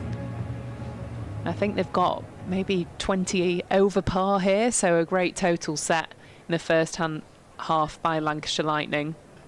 See some left arm spin from Tom Hartley as well. Of course, Notts Outlaws opened the bowling, their bowling with spin, left arm spin of George Linder. Hartley to bowl over number 2. And he's into Clark, a wristy shot, which he works through the onside. Chris Green down below us to field, scoops the ball up and runs from long on to long on. Yeah, Lindy took the first over, only went for 1 bowling spin, and it seemed to be effective. Pace off spin, 4 knots. It was the seamers that really got punished in their attack. Hartley balls again. That's defended by Munsey on the front foot, just jabs the ball back down the pitch. Matthew Hurst comes from behind the stumps to field. No run, 4 without loss. Hartley creeping in from the Brian Statham end. The reverse attempted by Munsey, and he gets a hold of it too. And in the crowd for 6 and caught. Good catch. One-handed, beer in his right hand, takes a catch with his left hand. As easy as you like. It's a wonderful catch in the crowd, that reverse sweep from Munsey, and it's a one-handed pluck from the air. It's beautiful. Didn't drop a single bit of his beer. Brilliant. Lovely. And look at that for a bucket hat as well. Avocado bucket hat, not your traditional type of bucket hat you'll see. Doesn't quite fit the head, but that doesn't matter. It's giving him what he needs to take that one-handed catch in the crowd. 10 without loss. Hartley balls again to Munsey, but didn't release the ball. Went through with his action, but held on to the ball, Hartley. Munsey remains on 7. Hartley in again. He goes for this similar type of shot. He's in position to repeat the reverse sweep, but doesn't quite get a hold of it this time. Scampers through for a single. Moves to 8. Runs Clark on strike. Question is, if he was at Surrey and £1,000 was on the line, would he have been as nonchalant? Sometimes calm is the way forward. Maybe the pressure of £1,000, he might just end up juggling that a little bit. I think the beer would have gone. I think it would. Clark shuffles back and to the leg side and clips it out to mid-wicket for 1. Moves to 4, 12 without loss. Do you reckon if there's £1,000 on that, he's just like chucking the beer, get rid of that? All of a sudden he Serious. wants it. He wants it. Whereas there he's like, I'm just going to stick a hand out and see whether it sticks, and it did. Hartley balls again. There's a reverse attempt. Hartley fancies the LBW, but he's the only one that does. It's the end of the over as well. 12 gone. 2 gone, and it's 12 without loss. Yeah, just 9 from the over there from Hartley. A great reversed sweep into the crowds for 6. And it's a good option because Hartley isn't getting too much spin off the pitch. The wicket hasn't been spinning. It's a fresh wicket. But pace off has been difficult to generate. anything with the bat. So Lancashire turning to spin early in this T20 game. We'll bring Chris Green on from the James Anderson end. So a little bit of off spin.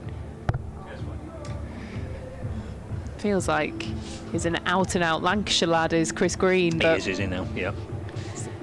It's a shame he hasn't got his fluorescent green shoes this year. Gone for red ones this year. Because they would have gone beautifully with the new kit, with the green and navy on. It would.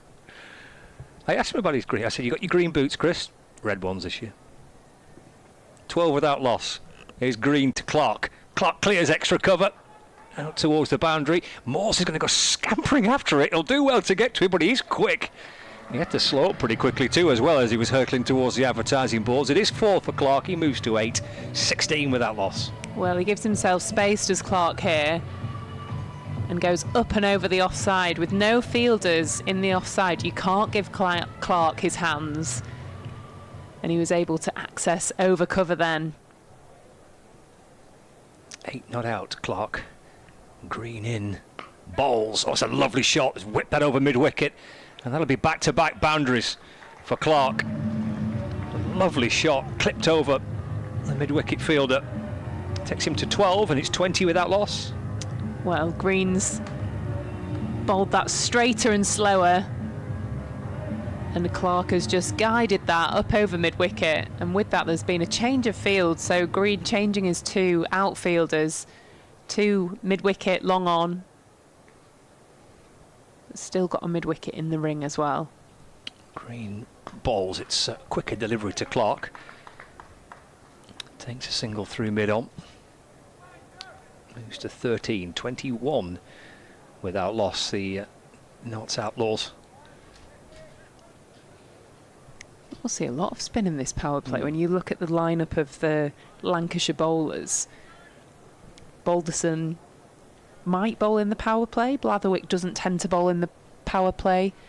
They tend to use him through the middle. Mood bowled a good first over, whether he bowls the 4th or 5th, but I think they might turn to spin a lot here in this power play. Here's Green around the wicket. Munsey slog sweeping and beautifully hit timed as well for 4 runs on the sweep. And plenty on that for 4. In between backward square leg and short fine leg. Obviously, Anderson usually takes the new ball and has bowled often 3, sometimes, yeah, often 3 in the power play. Here's Green in, balls. Push and go by Munsey. Just drops it out to mid-wicket. That's something the Notts players will know, though, that they haven't got as many specialist power play bowlers, so then this opportunity to capitalise on Green, rather than it being an extra over from Green in the power play. Lancs will be looking to bowl him 2 here, but he's gone for 14 or 5 balls already. Puts doubt in Jennings' mind as to what to do now for the rest of the power play. It's well played by Notts. Final ball of the over. Clark with a lovely shot, lofted over mid-off, down towards the boundary. 6. Gorgeous shot from Clark. A lovely clean hit, lofted over mid-off and out towards little white picket fence. And 6 to end the over. It's a terrific 3rd over that for the Notts Outlaws. And move on to 32 without loss after 3.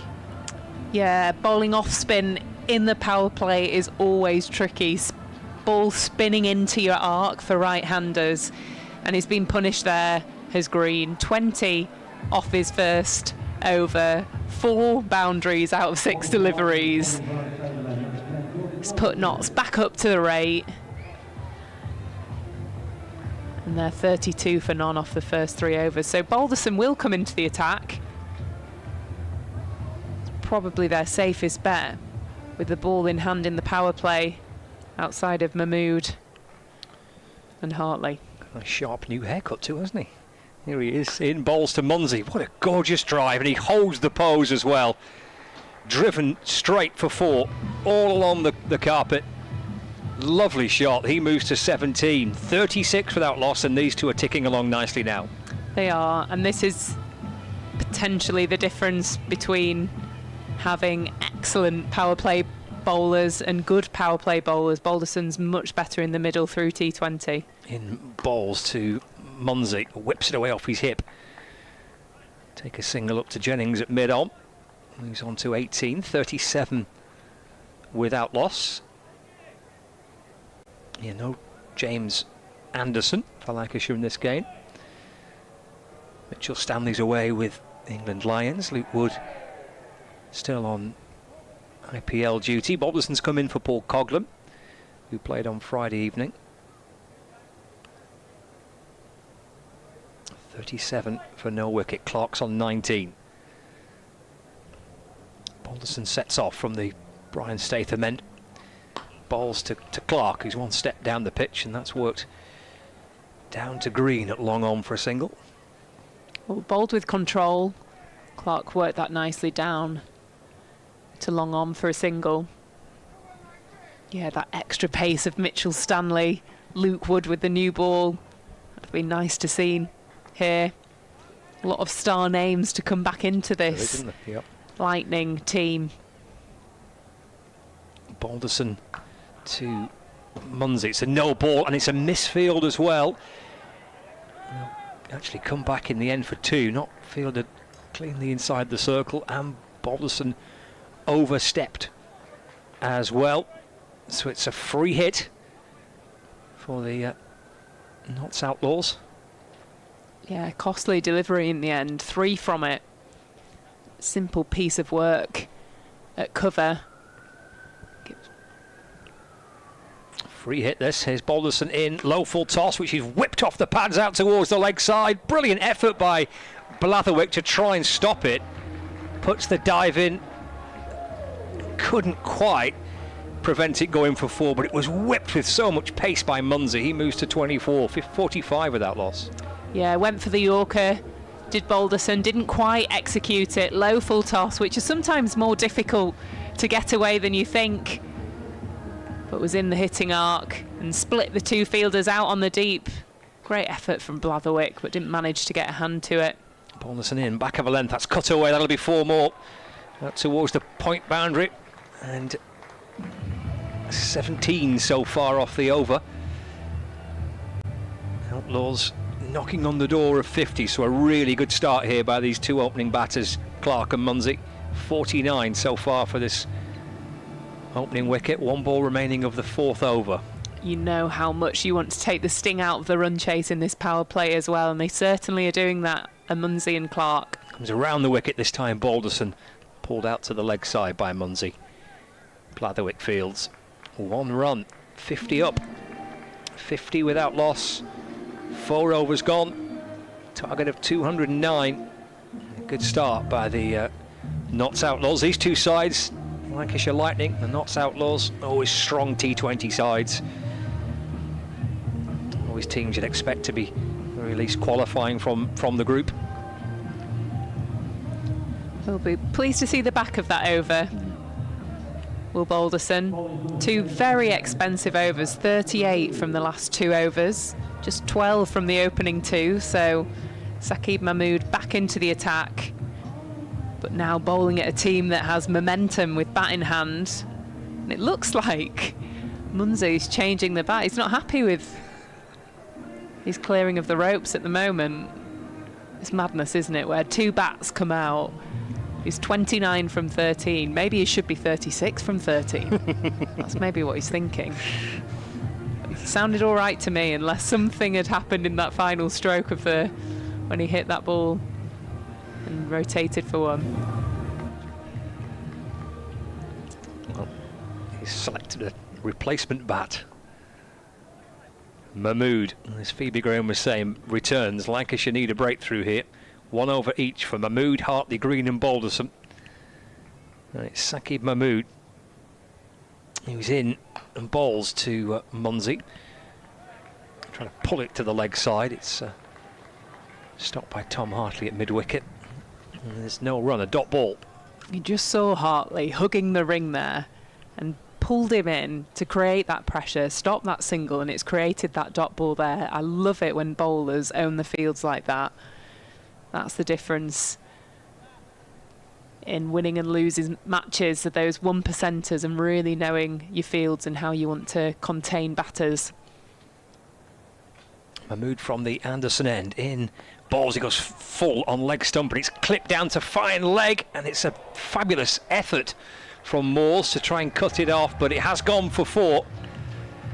There's been some wholehearted work by the Lancashire fielders trying to prevent the ball reaching the rope.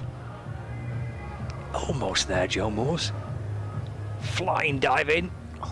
Almost flicked it back. He did, yeah. Brilliantly executed Yorker by Mahmood. And Moores does the hard work, gets a hand to it, but just the momentum of his body heading towards the rope pushes the ball to the rope as well. 4 more onto the Notts Outlaws total. 54 for no wicket.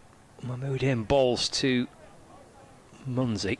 Tries to whip it away to the leg side. I'm not sure if there's much bat on that. No, leg by.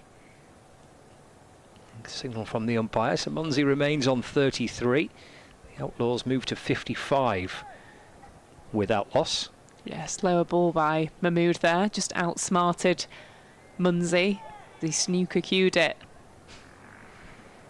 up and totally mistimed that. Fielder's out in the deeper square and mid-wicket to Clark, who's 20 from 12. Halfway through the 5th. Saqib Mahmood. Balls to Clark. Takes a step down the pitch. And knocks it into the offside and through for 1. Clark moves on to 21 not out. 56 without loss. Brings Munsey back on strike. 209 is the target for the Notts Outlaws. Both these sides losing their opening group fixture. Notts losing to Yorkshire on Friday night. Lancashire losing to Surrey on Friday. Both hoping to get points on the board for the first time.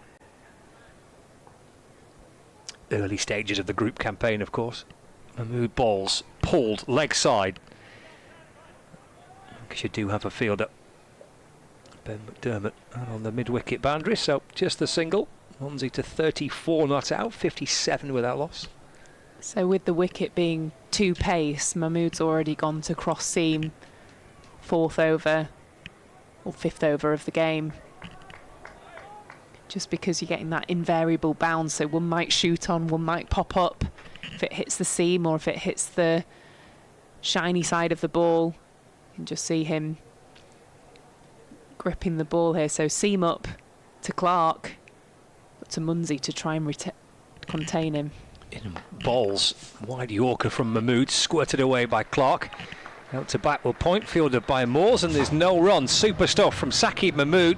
He's bowled 2 of the 5 overs in the power play, and it's only gone for 9 runs. Top work, 57 without loss. The beers are flowing. 5 overs gone, Clark on 21, Munsey on 34, and Kate Cross will join Phoebe Graham. Yeah, great over from Mahmood there. Just 6 from it after the previous 2 overs going for 38 runs. So has put the power play back into the mixer. They're going at 5.5 a knots. And this will be the toughest over to bowl with 2 set batters. And they've thrown the ball to Blatherwick, joined by Kate Cross in the commentary box as Blatherwick runs in to Munsey. Munsey manages to find the gap there. It needles through, cover an extra, but they'll just get the single. It's a good piece of work in the deep by Green.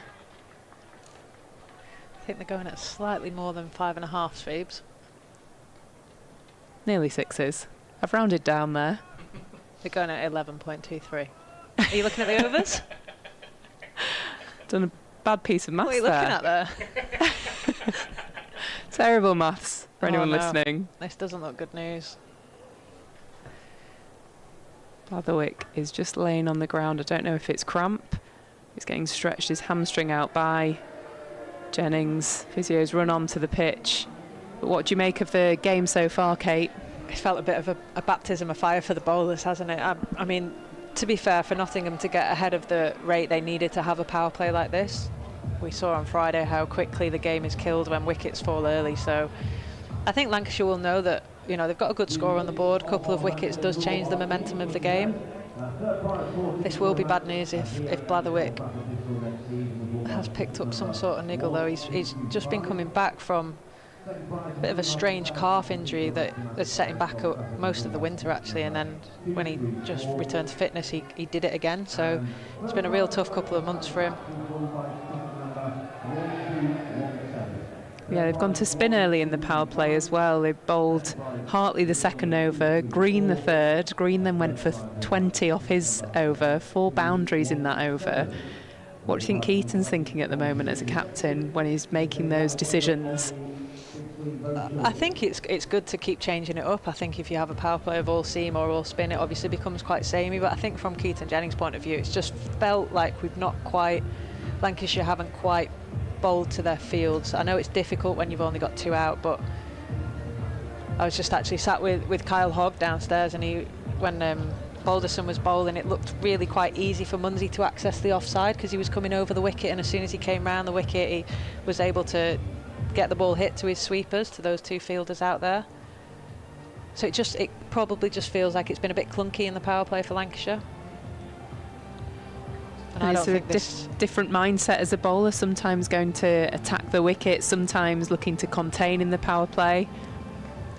Yeah, I think when you've got 200 on the board, you know how important wickets are going to be, but you also know the batters are going to come out and try and take on that power play. This is the opportunity for Nottinghamshire to get ahead of the game.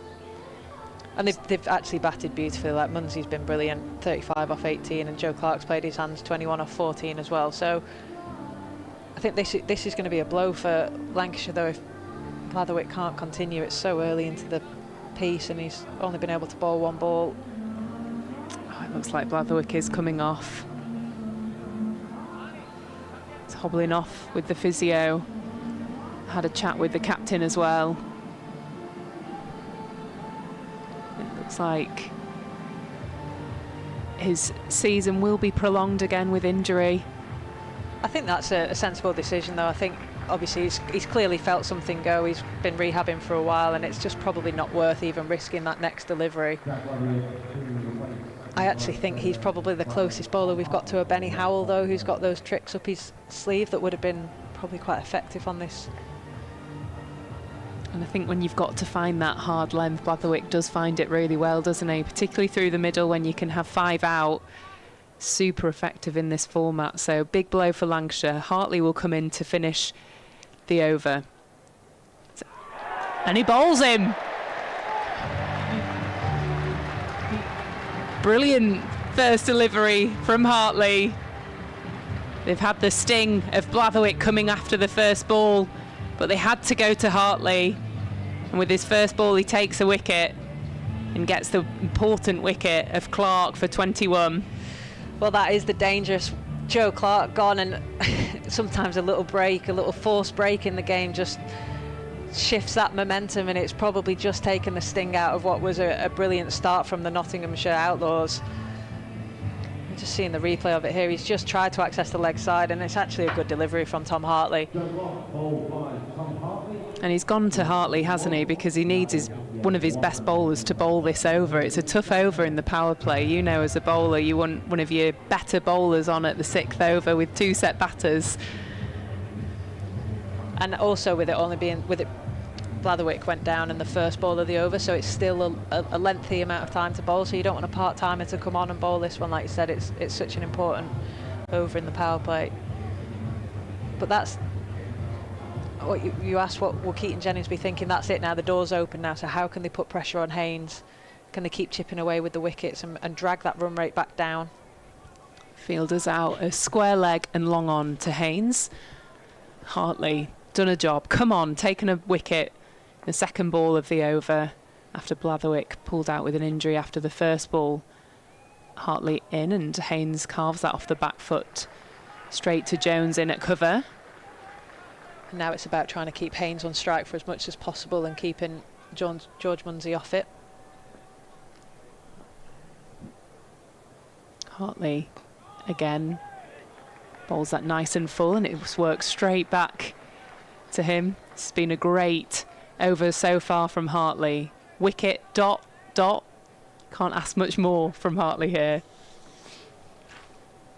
He comes into Haynes. Haynes shuffles up and he glances that up and over mid-off. Jennings running back and is able to do a brilliant piece of work to cut off the boundary. Scoops that back, is on hands and knees now. Hopefully it's just a harsh tumble. He's back up. There's a ripple of applause from the Lancs fans. Yeah, they're the horrible ones where you could see his knee went into the ground and it's left quite a big divot actually. I always think of Simon Jones in that incident. It was a fabulous bit of work from him. Hartley, final ball of the over, driven back to him. And that's a wonderful over from Hartley. He's done a great job for his team there. No one wants to see a bowler go down after the first ball of the spell, but Hartley has come on, taken the key wicket of Clark and contained that power play to 60 for 1. Run rate is at the required rate. Out of the power play, Lancs 60 for 1. How do you rate that power play, Kate? Yeah, I mean, that wicket there has probably just given Lancashire a little bit of hope, and they know that the momentum's probably just shifted back into their favour now.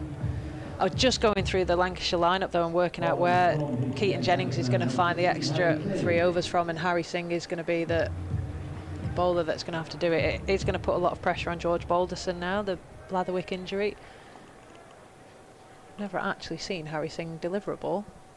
Well, here it is. First up, big appeal for LBW. But not given. It was just Hurst behind the stumps that was looking giddy. He jumped up double feet, didn't he, there? And then forgot to go and fetch the ball. That was like a testing jump, not going down. But yeah, I think that the power play obviously started so strongly in Nottingham's, the Outlaws' favour, and then yeah, that wicket does always just give you that little bit of hope, doesn't it? Singh in and driven up and over extra cover. It'll race away to the boundary ropes. It's a lovely strike by Haynes. It's a great shot from Haynes. He wants to carry on the momentum and just slightly over pitch from Harry Singh, and this is where you've now effectively got 2 bowlers who might be considered more part-time in the T20 format having to bowl In and work straight back to the bowler for no run. I might be doing Harry Singh a massive disservice there actually. I've not seen much of him, so obviously see how he goes, but Singh in again and defended back to Singh once again. He's got a point to prove to Kate Cross here. He wants a regular spot. Off. 4 overs again, please, Stephen Croft. As he comes in once again, round the umpire. Slower delivery. That's worked down to long on for a single. Used a change of pace there really nicely. Just coming round the wicket, sort of through the umpire, Sophie Eccleston style. Singh drags that short, but it's just worked into the deep for a single. And that's the end of Singh's first over. Not a bad one, 7 from it. yeah, just that slight over pitch, wasn't it? When he got fuller, he got hit for a boundary and everything else was into the pitch and varied his pace really well. 67 for 1, Notts Outlaws. Change of bowling, it'll be Balderson back into the attack. I think both Balderson and Green look better as bowlers outside of the power play with 5 out. You don't often see Balderson bowling up front in the first 6 overs. So park those overs. First one went for 18 and he comes in to Munsey on strike. And that's up and it's taken. The big wicket of Munsey. Jennings tracking back. Catch over his head, not the simplest. But he takes it with ease. He put his first over to bed. Second over, first ball wicket. The big wicket of Munsey. Not 67 for 2. Yeah, another huge wicket and a really timely wicket for Lancashire. 2 fresh batters now out of the crease, and that was probably a ball that George Balderson bowled in the power play but was getting carved through the offside, and it just got a little bit steep. We spoke about the variable bounce from this Brian Statham end, and like you said, Phoebe Graham, it's never an easy catch when they go over your shoulder. I love the excitement of Moores running up to Jennings as well. That's a 17-year-old playing First team cricket. Jennings just looked like it was a walk in the park. That catch stays very calm throughout, doesn't he, Jennings? Doesn't show too much expression. He'll be having a lot to think about, and a 17-year-old jumping on his back with those dodgy calves won't be helping. But that's exactly what you want from your youngsters, isn't it? That's that puppy energy that you want. Making sure you're the life and soul in the field and running around, and he obviously made a great effort, Joe Moores down here, to try and stop a boundary, and unfortunately didn't manage to. With that, his cousin comes to the crease and he first ball carves that out through backward point for 4.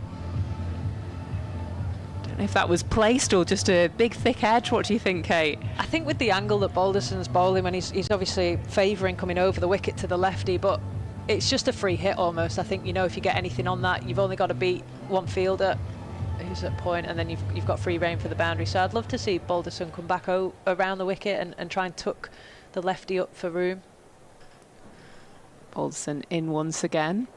Just misses the off stump. A little bit of a fumble behind the stump from Hurst. But yeah, you can't offer any width to left-handers coming over the wicket. It's probably one of the biggest crimes as a seamer, particularly in this format at this stage of the game. Yeah, and that was the running theme throughout the Notts Outlaws bowling innings, was any width went to the boundary. So it's how do you keep those stumps in play? What angle is best to do that? Well, he stays over to Moores, and Moores once again carves that out to the offside. There's a diving stop by his cousin in the deep. He stops it from 4. He's quick out there, isn't he? Covers ground well. He's a wicket keeper as well by trade, so it's great to have someone in the team that can bat the way that he does. He's obviously got the excitement and the fearlessness of a young player, but obviously holds his own in the field, and normally your best fielders are out on the boundary. Well, the message has got downstairs. Balderson's now coming round to Moores. In, and it beats the inside edge. It's a fine delivery from Balderson. Moores put everything into that. Fielders out in the deep are square, mid-wicket, long on, long off and cover. Yeah, and that angle from Balderson, even though, you know, you can see Moores has tried to play the same shot, it just becomes a lot harder to access that area behind point on the offside. Balderson in, and he pulls that out into the deep. The man's there, and it's taken by Hartley. Exactly what Kate Cross spoke about. Tucking him up, bowling a straight line, and by cramping Moores, he hits the ball straight down the throat of Hartley. A simple catch. It only took one delivery from round the wicket for Moores to put that cut shot away, and then he's had to access, or thinks he's had to access, a different part of the ground. And that is a very, very important over from George Balderson. Like you said, Phoebe, he went for 18 off his first, and now he's managed to bookend that over with wickets. And this is how Lancashire win the game, because the run rate won't be a problem. It's a good pitch. Simple catch from Tom Hartley. But suddenly now, 3 wickets down, having been 50 for none in the power play, Lancashire are just climbing back into the game. Well, it shows as a bowler you've got to let go of your overs very quickly in T20 cricket. Opening over went for 18, second over 6 runs for 2 wickets. It's a great comeback from Balderson, and looks such a better bowler in this format once you're out of the power play. So Singh comes in for his second, and it's worked in between long on and mid wicket. They'll come back for 2. They're in and out. And it could be dangerous, this. Poor throw in the end. Direct hit would have been very interesting then, but this is smart from Keaton Jennings, because he's just recognised that there probably is going to be a slight lull in the game here. They got 2 fresh batters in, and he's bowling Harry Singh. You don't want to leave Harry Singh overs at the death. Singh in and sweeps that finely to short fine. If you want to keep your best, your most aggressive and strike bowlers towards the back end, to make sure that, you know, if the game does go to the wire, you've got people who can control those tough overs. You can see Keaton Jennings just trying to sneak a few from Balderson and Harry Singh here. Absolutely. Green's just bowled 1 in the power play. He went for 20 in his first over, but Singh in and drives straight to extra cover. Notts Outlaws 76 for 3. after 8.5 overs. Singh in and carved to cover again. Another dot, another ripple. The crowd are liking this. They love a dot ball run too. There's a few scenarios that gets them quite excited. Yeah, I noticed that in our game actually.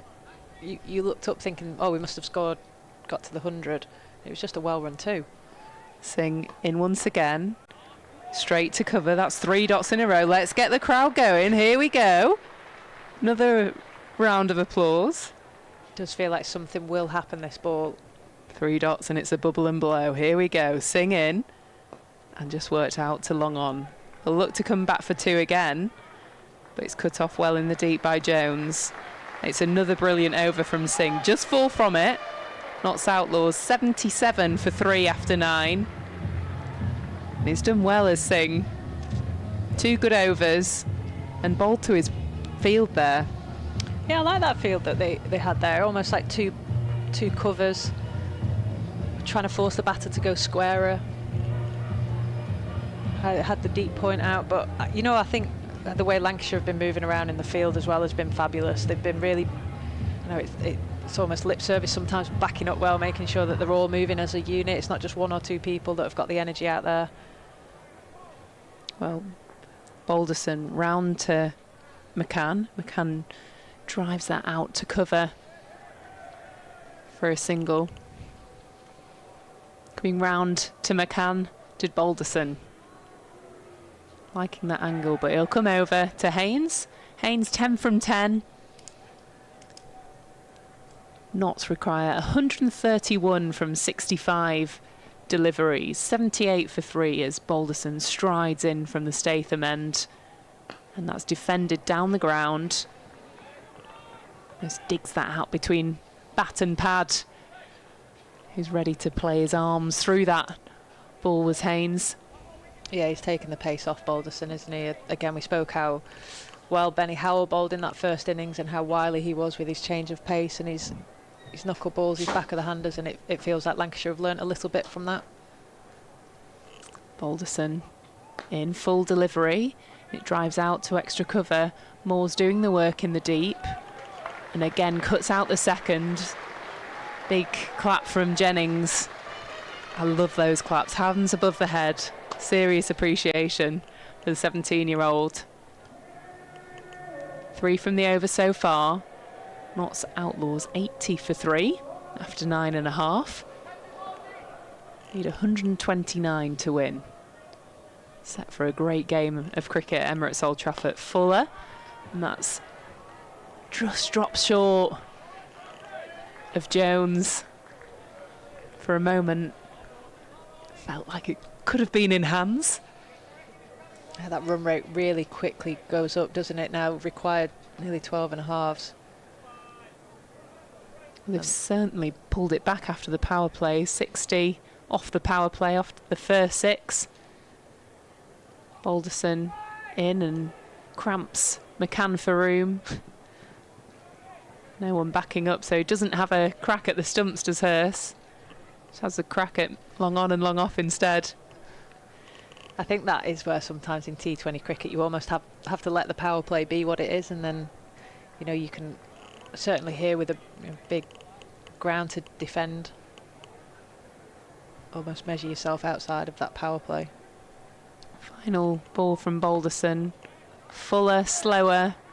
Just worked down the ground for a single. Another good over from Balderson. Notts Outlaws 83 for 3. I'll leave you with Kate Cross and some thoughts, and then you'll be joined by the wonderful Scott Reed. Yeah, it's been probably 10 overs that you can split into 2 5s actually. The first 5 firmly belong to the Notts Outlaws and the second 5 have firmly belonged to the Lancashire Lightning. Those 3 wickets have been crucial, and McCann not quite got himself going yet. And Haynes just going run a ball 13, and Harry Singh is bowling his 3rd in a row.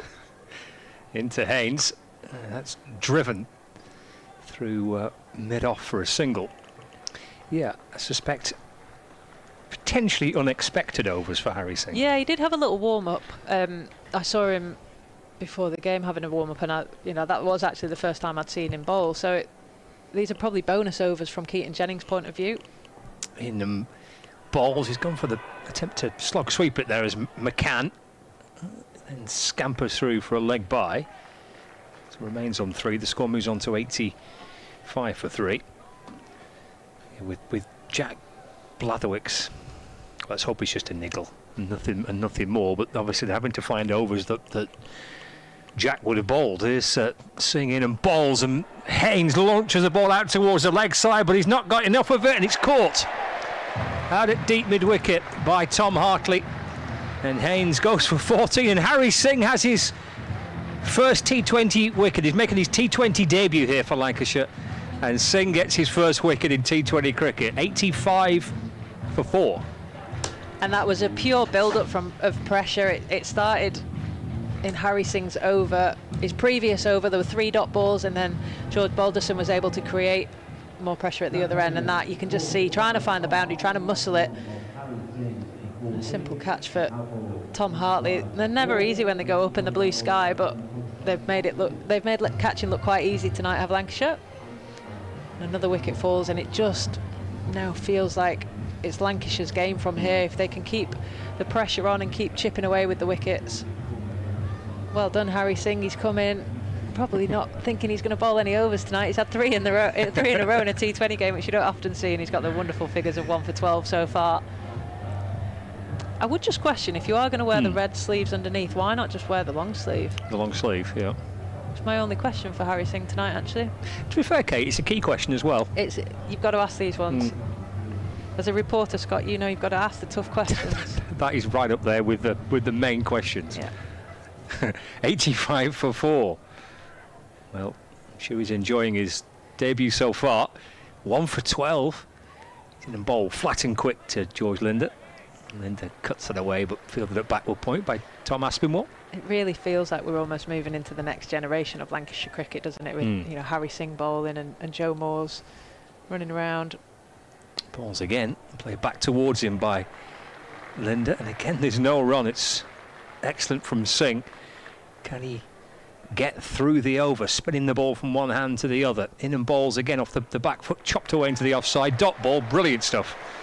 3 overs, 1 for 12 for Harry Singh on T20 debut. 11 gone, and the Notts Outlaws are 85 for 4, needing a further 124 runs to win. Yeah, it feels like we're only maybe a year or 2 away from having a Flintoff out there as well, and then it really does feel like the next generation of the Lancashire youngsters start coming through. But what a night for Harry Singh. He didn't get to have a bat. He's bowled some overs he probably didn't expect to be bowling, and he's done a fabulous job for his captain and really got his team back into a strong position after what was a pretty turbulent start for the Lancashire bowlers. Yeah, 58 put on for the first wicket between Clark and Munsey. Just a really impressive start to the run chase, but Lancashire have chipped away. Green returns in and balls and shovelled away by McCann out towards the leg side for a single. 86 for 4. Hartley will fizz one in towards the gloves of Matthew Hurst, and there's no run. Yeah, Lancashire on Friday had a T20 side with Anderson and Moores in it. Just a little bit. Anderson made his debut. That type of thing, yeah. Been a few of those so far this season, actually. Yeah, it must be tough for Jimmy. Here's Green to Linder.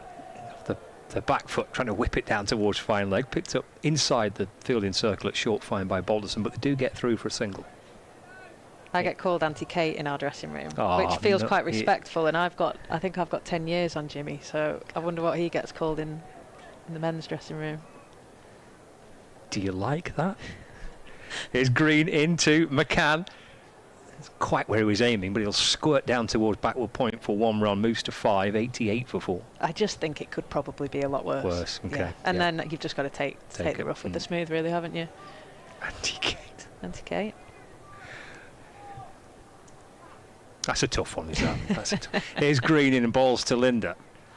Rattles onto his pad as he tries to flick it to the leg side. And there's no run. Chris Green also come back well here, went for 20 in his first over. Just 3 so far in his second. Flat and quick to Linder. Single out to mid-wicket. Harry Singh, who's buzzing around in the field, comes tearing up from mid-wicket to field. There's nothing worse than that. Harry Singh thought that was the last ball of the over, so he's raced in, picked the ball up, thrown it to the keeper, and then ran on to go and find his fielding position for the next over, but it's not the final ball. He retreats back down to the boundary at long on. Here is Green for the final delivery, as McCann tries to launch it out of the ground. Doesn't make any contact with it, and an excellent comeback from Chris Green. End of the 12th over. 89 for 4, and Lancashire Lightning will be absolutely thrilled with how they've clawed this back after a pretty fiery start by Clark and Munsey. Yeah, it's difficult when you need 120 to win off just 40-odd deliveries. It's always feels like you have to score boundaries, and what Notts Outlaws have just let themselves do is probably face too many dots in between when they're not scoring boundaries. I thought what Lancashire did really well was ran twos and got the ball into the outfield. 4 on the spin for Harry Singh as Linda comes down the pitch to meet him and sends it over long on. One bounce and out towards the benches below the hotel. 6 for Linda, moves to 8, 95 for 4. Really clean contact from Linda, and it's probably just slightly full from Harry Singh. It's not a bad delivery at all, but this is the difficulty of bowling 4 overs straight through in a T20 game, is you kind of get worked out. In balls again, it's a little bit wide and cut away by Linda for a single. Out to Hartley in the deep. Linda moves to 9, 96 for 4. Yeah, you don't really see it, do you, in T20 cricket? 4 overs on the bounce by a bowler. He has deserved it though. He's bowled brilliantly, Harry Singh.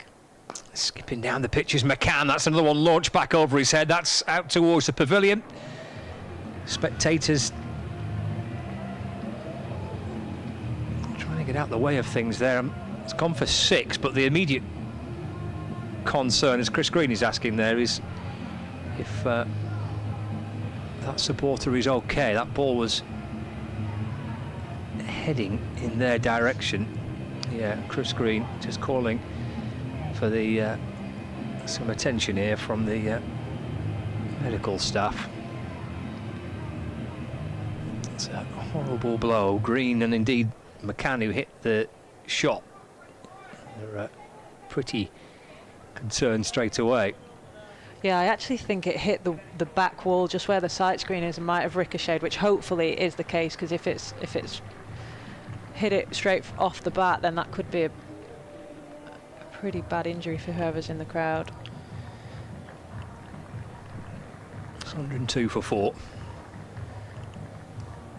And amongst all of that, that was probably the first time that we've seen McCann actually be able to find a boundary in this innings. He's had a bit of a slow start. I know we spoke about Ben McDermott in the first innings having a slow start and then able to capitalise, but feels like this innings from McCann has actually created a little bit of pressure throughout the Notts Outlaws batting innings. Yeah, just still a delay here while we just wait to see if this spectator is okay. Generally the members area, that, isn't it, just in front of the pavilion. We are going to continue. 102 for 4. It will be Singh to McCann, unbeaten on 11. In and balls off the back foot, punched into the offside. McCann can't find the gap. Picked up at cover by Tom Hartley, and there's no run. Singh to McCann, thrashed away again over the offside. Tom Aspinwall buzzing round from backward point to field. Come back for 2. It does beg the question, doesn't it? You know, there's not actually that many injuries in the crowd when you think about how many balls do go sailing into it, and it's rock hard. You know, cricketers break their fingers, so if you're a spectator and you've had a few pints. Singh to McCann, a fuller ball which he digs out. end of the over. Singh will be mightily pleased with his efforts. I know that final over was a wee bit expensive, but 4 on the spin is a great effort from Singh, and he picks up 1 wicket as well. 104 for 4 after 13. Yeah, brilliant from Harry Singh. Again, we spoke about them being a bonus overs for Keaton Jennings. Blatherwick went down. First ball of his spell with what looked like a bit of a niggle to the calf, but yeah, bonus overs from him, and what a night on debut to pick up a wicket, and didn't get the opportunity to have a bat, but had a real impact with the ball. And him and Balderson actually through that little phase after the power play bowled a couple of key overs that clawed Lancashire back into the favoured position. So 42 balls left, still requiring over 100 to win here. The Outlaws, 105 required, as Linda drives this down the ground. 1 bounce, and has Chris Green kept that in? That is a fabulous effort. Running round the boundary edge, stretching for it. Green saying, I'm not quite sure if I have or not. But he reached for it, flicked the ball back, and, well, that's a great effort from Green to stop that going for 4, if indeed he has, which I think he has. Yeah, to be fair, he said he wasn't quite sure. I think you have to go off the in balls, and that's in the air, leg side, and caught. McCann's gone.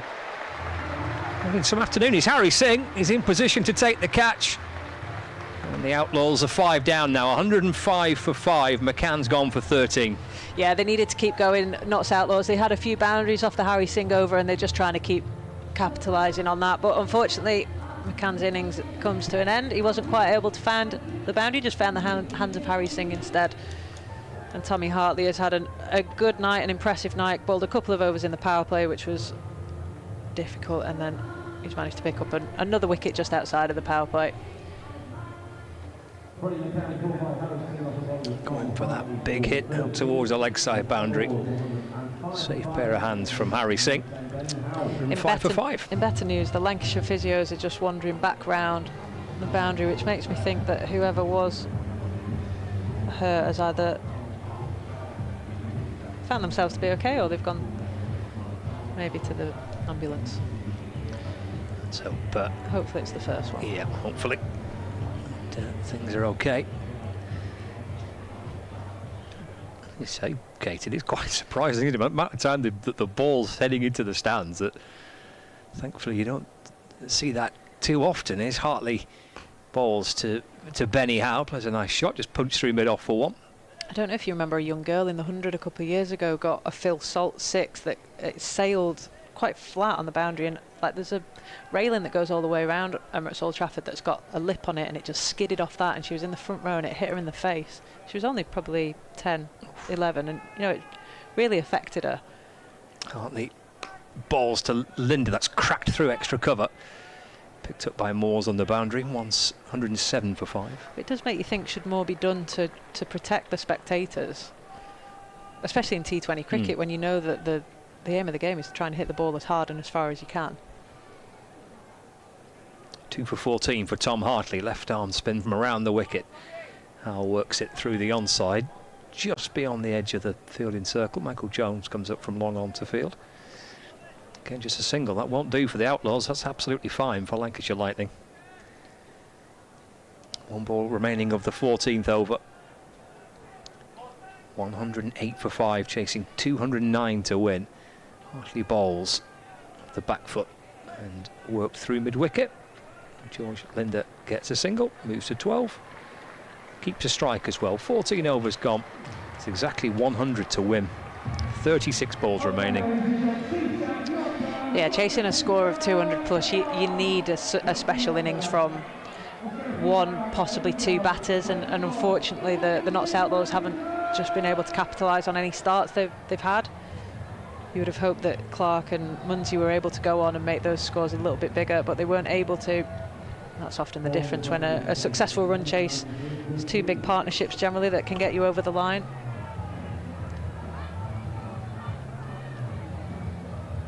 It's a lot of runs to get, isn't it? Batting second, chasing. Score in excess of 200. Could be thrilled with how Lancashire have gone about managing this run chase. 109 for 5. So Chris Green, this will be his third over in from the Anderson end. Cut out through the offside by Linda. Again, just flicked away from the boundary edge, this time from Tom Hartley. And come back for 2. 111 for 5.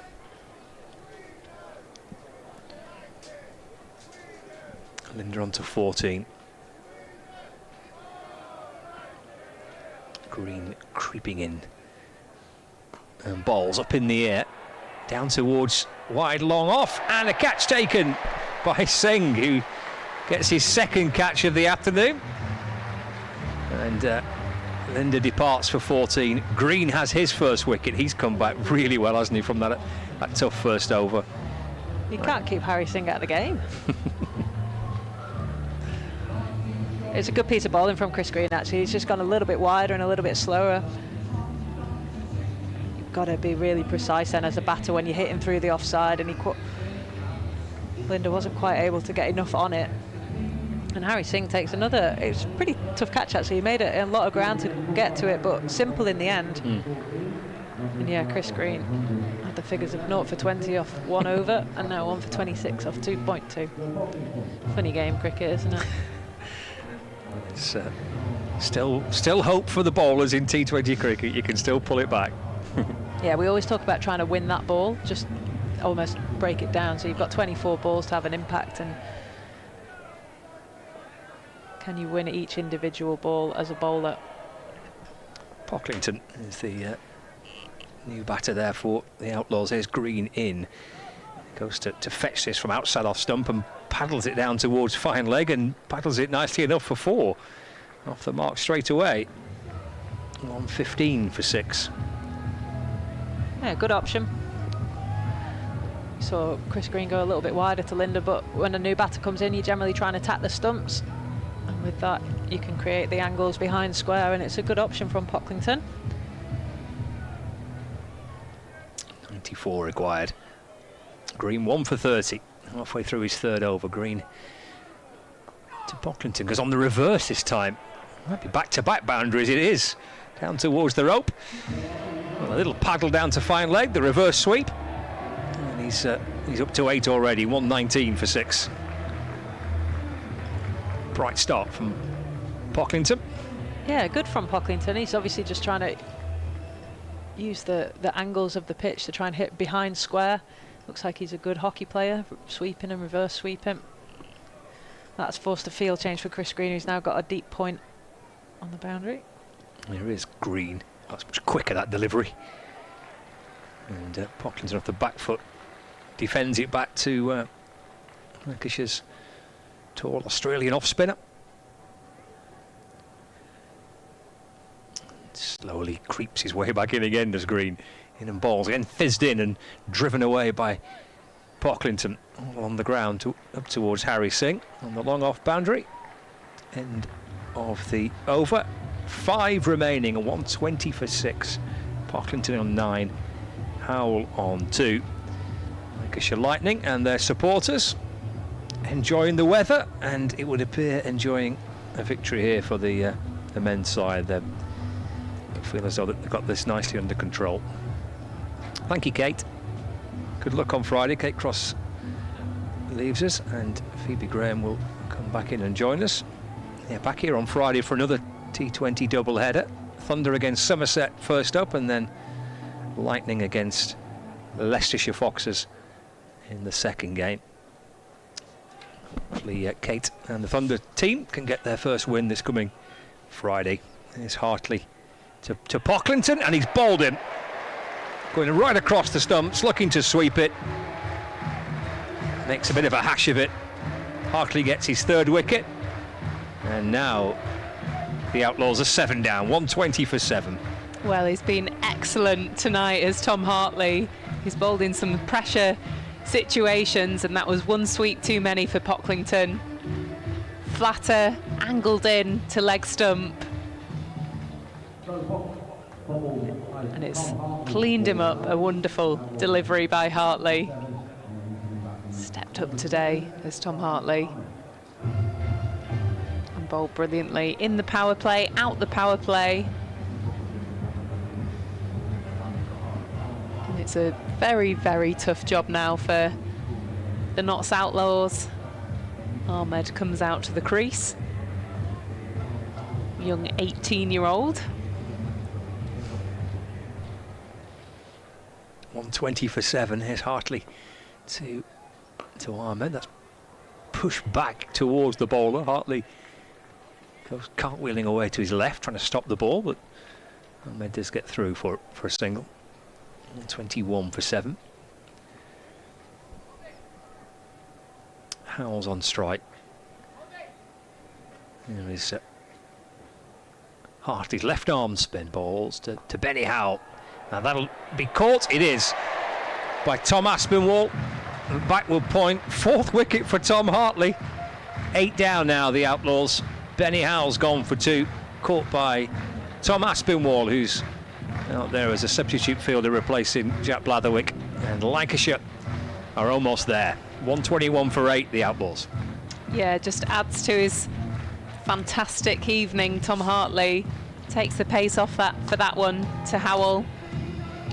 And then Howell plays it very inside out, and it squirts up to Aspinwall, who could be looking to get a game on Friday. Yes, he could be, yeah. Well, yeah, he's had a pretty shocking run of it as well, hasn't he, in the last few months? Tom Aspinwall with injury. Not had much luck, Lancashire's men's side this season, with injury. Oh, Jack Blatherwick's not too serious, that problem. It's his hamstring or his calf. Hartley into Pennington. He's had a bit of a day to forget with the ball. Let's run away through the offside for a single. Off the mark straight away. 122 for 8. It's Lancashire losing 3 players earlier on this season.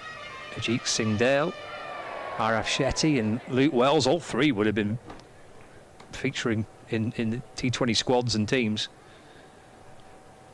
Hartley to Ahmed. Thin inside edge of the bat. Just squirts down to short fine leg. Ahmed moves to 2. 123 for 8. Well, Lanky's getting the crowd going. It's going to be a hot day for Lanky, isn't it? Probably got the hardest job today, is Lanky. Yeah, I think you're right. It's drilled straight by Pennington. Jones sweeping round from long off to field. Very, very nicely done from Tom Hartley. 4 overs, 4 for 20. The Lancashire left-arm spinner. Excellent work. 124 for 8, 4 overs remaining. And 85 still required. Yeah, he's bowled brilliantly tonight as Tom Hartley. Bowled in some really difficult situations as well. But bowled with control, with clarity, and picked up some key wickets throughout the game. For Notts here, it'll be about the run deficit. 85 always comes into run rate, doesn't it, when you're coming through to the qualifying stages. Green to Pennington. Pennington clubs it down the ground, hoping for a bit of fun with the bat. Having not had too much fun with the ball. Moves to 3, 125 for 8. Yeah, not had great starts of the Notts seamers. I know Ollie Stone left out today. He went for 18s against Yorkshire, so struggled to get their lines and lengths. Green into Ahmed. Thumped to Singh at long on for a single. Have the Outlaws seam attack. Very capable bowlers though, both Pennington and Stone. We'll probably see some change of combinations there for Notts leading into their next game. Green to Pennington. That's clubbed down the ground. It's gone for a boundary. Is it 4 or 6? I think the umpires are hoping for a bit of help from the Lancashire fielders. And I think he's inclined to signal a 6 is the umpire, but he's looking for a bit of guidance. Yep, there we go. Confirmation. It has gone for 6. Pennington taking out some frustration with the bat here. Moves on to 9. 132 for 8. Green in. Balls again, hammered out through the offside by Dylan Pennington. Michael Jones sweeping round from long off. Comes back for a couple, moves to 11. 134 for 8. 2 balls remaining for Chris Green tonight. Into Pennington. Pennington goes again, leg side, it's in the air. Aspinwall looking to try and take a pretty spectacular diving catch. He's certainly got hands to it, Tom Aspinwall. Great effort. Couldn't quite keep hold of it. Yeah, diving forward and to his left. Popped in the hands, popped out. He'd done the hard work. Just didn't seem to stick. Did that. Green balls again. Ahmed down the pitch, and that's swatted away towards the offside for 4 runs. End of the over. 3 to go. 139 for 8. And for the first time, we've got some Sweet Caroline. I was becoming concerned that maybe this was just starting to maybe be phased out. I never heard it on Friday at the Oval for the Surrey match. Thinking we're running out of time here for some Sweet Caroline, but we've got it in. It's back. Chris Green ending up being quite expensive. You don't often see Chris Green going for that many runs, but he went for 20 in his first over and 15 over his 4 overs. Mahmood Jennings has left him for the tough overs, but hopefully he'll just clear the tail up here. Will Mahmood.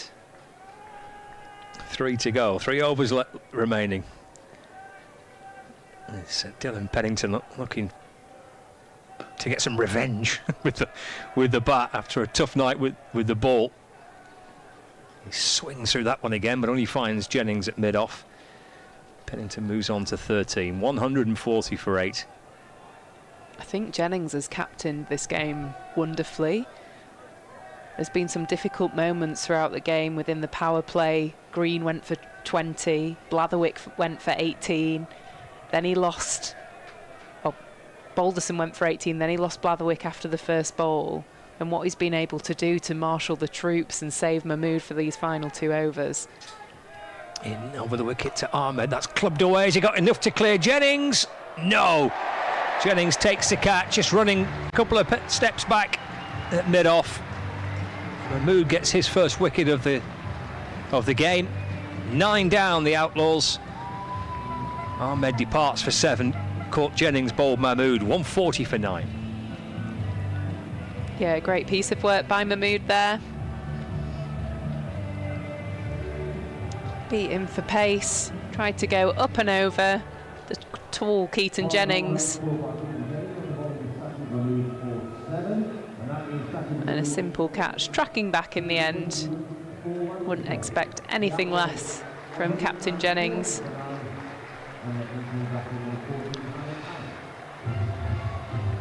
And that wicket for Saqib Mahmood was his 50th wicket in T20 cricket for Lancashire as well. It was caught by Keaton Jennings, who reached 2,000 T20 runs for Lancashire during the course of his innings. It's a couple of milestones from being reached by Lancashire players in this match. 140 for 9. And Muhammad Ali is the last man out here for the Outlaws. Which he's relishing the prospect of facing Saqib Mahmood with the game gone. That's what he's having to do. Mahmood just changing his field. I think he might want fine leg to come inside this little bit. Yeah, he's just moved him about 5 or 6 yards in from the boundary edge. Mahmood, oh, it's a full toss, which Ali just drops into the offside and jogs through for a single. 141 for 9. Yeah, missed his Yorker there, did Mahmood, but managed to get away with it.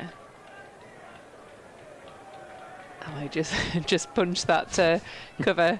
Not often how you see the low full toss played. I think he'll just be thankful he's at the other end now. And watching his teammate Pennington face the quick Saqib Mahmood. Pennington waits, here's Mahmood. And balls, oh, he swings there, there's Pennington, the ball squirts down towards fine leg, and it's gone for 4 as well. The inside edge past the stumps. Well, he's come out swinging, Dylan Pennington. I don't blame him. He had a bit of a tough spell with the ball earlier.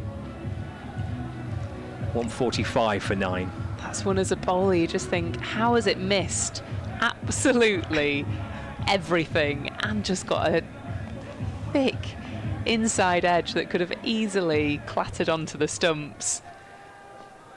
Happens so much with the lower order. One more wicket will win it. That's off the hip out towards deep backward square leg, and 4 more for Dylan Pennington. Moves to 21 from 9 deliveries. Brings up the 150, does that? No, it's 149 for 9 with 1 ball remaining of the 18th over. Pennington now 21 not out. Needs 60 to win, only 13 balls left. Can Lancashire wrap it up and bowl the Notts Outlaws out? And seal it with a bit of style. Here comes Mahmood, trying to do just that. Final ball of the over. Bowls to Pennington. Thick inside edge, ricochets off his pad or his boot out towards the offside for 1 run. End of the over. 150 for 9. Well, you wanted Sweet Caroline, and now there's Hey Jude. All the hits. We've got everything here at Emirates Old Trafford. T20 cricket is back. The anthems are back. And Lancashire are back as well. They are. They're back with a win after a defeat on Friday. Plenty of group games to come, isn't there? So much. Even though we've shaved off 2 group matches this season, 2 fewer group games, but still 14 matches in the competition's group stage. Pennington whips it up towards the long-on boundary. Chris Green is there to field. 1 run for Pennington, moves to 23. Lancashire back here on Friday for the T20 doubleheader, and then the following Friday it's the first Roses fixture. Headingley, isn't it? It is, yeah. Heading over there. Take on the Yorkies. 151 for 9. Balderson to Ali. Just nudges the ball out towards the leg side for a single. Moves to 2. 152 for 9. Yeah, it's a long tournament of cricket, isn't it? 14 games. You don't want to peak too early. You can't win the tournament in the first 3 or 4 games. You can lose it though. So it's about taking that momentum forward. Dragged out towards the leg side by Pennington. Just about has enough pace to roll up to Green, who comes up from long on. 24 to Pennington. 153 for 9. Yes, and at least this year the group stages finish and you're straight into the knockouts, and then you're straight into finals day, rather than waiting for Christmas for finals day. Here's Balderson to Ali. That's driven to long on for a single. 154 for 9. Yeah, it's always been a real frustration of mine for the Vitality Blast is all the group games take place throughout May and June, sometimes into July, and then finals days in September. And it's often quite a different makeup of team, overseas, injuries happen. It feels like a different tournament then. Balderson to Pennington, that's struck away firmly. Moore's on the boundary at cover to field. Pennington moves to 25, 155 for 9. So I think the women's Vitality Blast finals day is on the Friday at the Oval, followed by the men's T20 Blast final at Edgbaston. So a couple of big days of cricket there. Balderson to Ali, up on his toes and chops it away through the offside.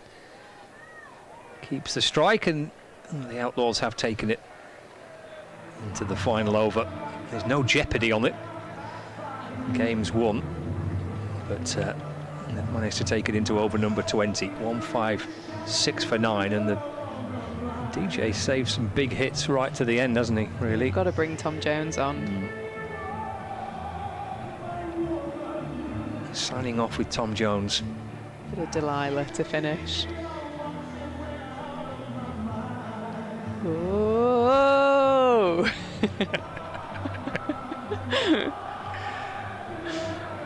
Saqib Mahmood will get his 4th and final over of the day. Ali on strike. Here is Mahmood in and ball that's run down towards third man for a single. Balderson Fields in a little bit of shade in front of the pavilion. Not too much shade here. It's been a real nice crowd and great atmosphere today. Bank holiday Monday. Can't ask for much more, can you? Nope, it's been a cracking weekend to start the blast. Both the men's and women's T20 blast across this weekend on Friday night, and games dotted around on Saturday, Sunday and the bank holiday Monday as well. Perfect way to start it with the weather. Here's Mahmood in, ball's full and straight, and Pennington swats it out towards the leg side and comes back for 2. Moves to 27. And the Outlaws won 5, 9 for 9. Well, this knock from Pennington makes it not quite as big a defeat for the Outlaws. So just 50-run deficit now. And I do think these little moments often make a big difference when it comes to crunch time and you're looking at things like net run rate towards the end of the tournament. Mahmood to Pennington. Oh, he's got a hold of that. Clubbed away through the offside. Pigeons are flying. And the ball's racing over the tarmac and in towards the supporters. And Dylan Pennington, I think, taking out a bit of frustration with the bat. He's on 31, 163 for 9. Yeah, he won't want to repeat his day with the ball. So he's taking it all out with the bat, and good on him.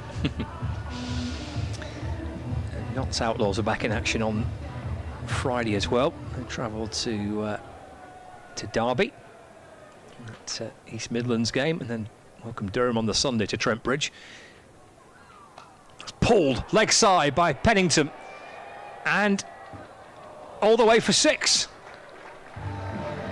Pennington moves to 37, 169 for 9. Well, at least he's enjoying himself a little bit here with the bat. He looked a bit fed up with the ball earlier on, having gone for 60. Well, for context that those have just tuned in, he bowled 3 overs, no wickets for 61 runs. So when you think you've had a bad day with club cricket this weekend, someone's always had a worse day. But he's enjoying himself tonight. He's on 37, 2 balls left. And Mahmood balls one into the pitch. And Pennington swings and misses and through to the keeper. Yes, the final over from Dylan Pennington was a bit of a shocker, really. And not through no fault of his own. He wasn't really helped out with his teammates. It was a drop catch on the boundary. It went for 6. The following ball should have been stopped and it went for 4. And a bit of a tough end to his 3 overs, but at least he's enjoyed a bit of time here out in the middle. 37 from 17. This is the final ball of the game.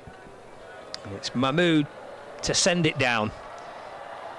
And Pennington swings and misses and through to keeper Hurst, and that concludes the innings. It concludes the match, and it's a victory for Lancashire Lightning.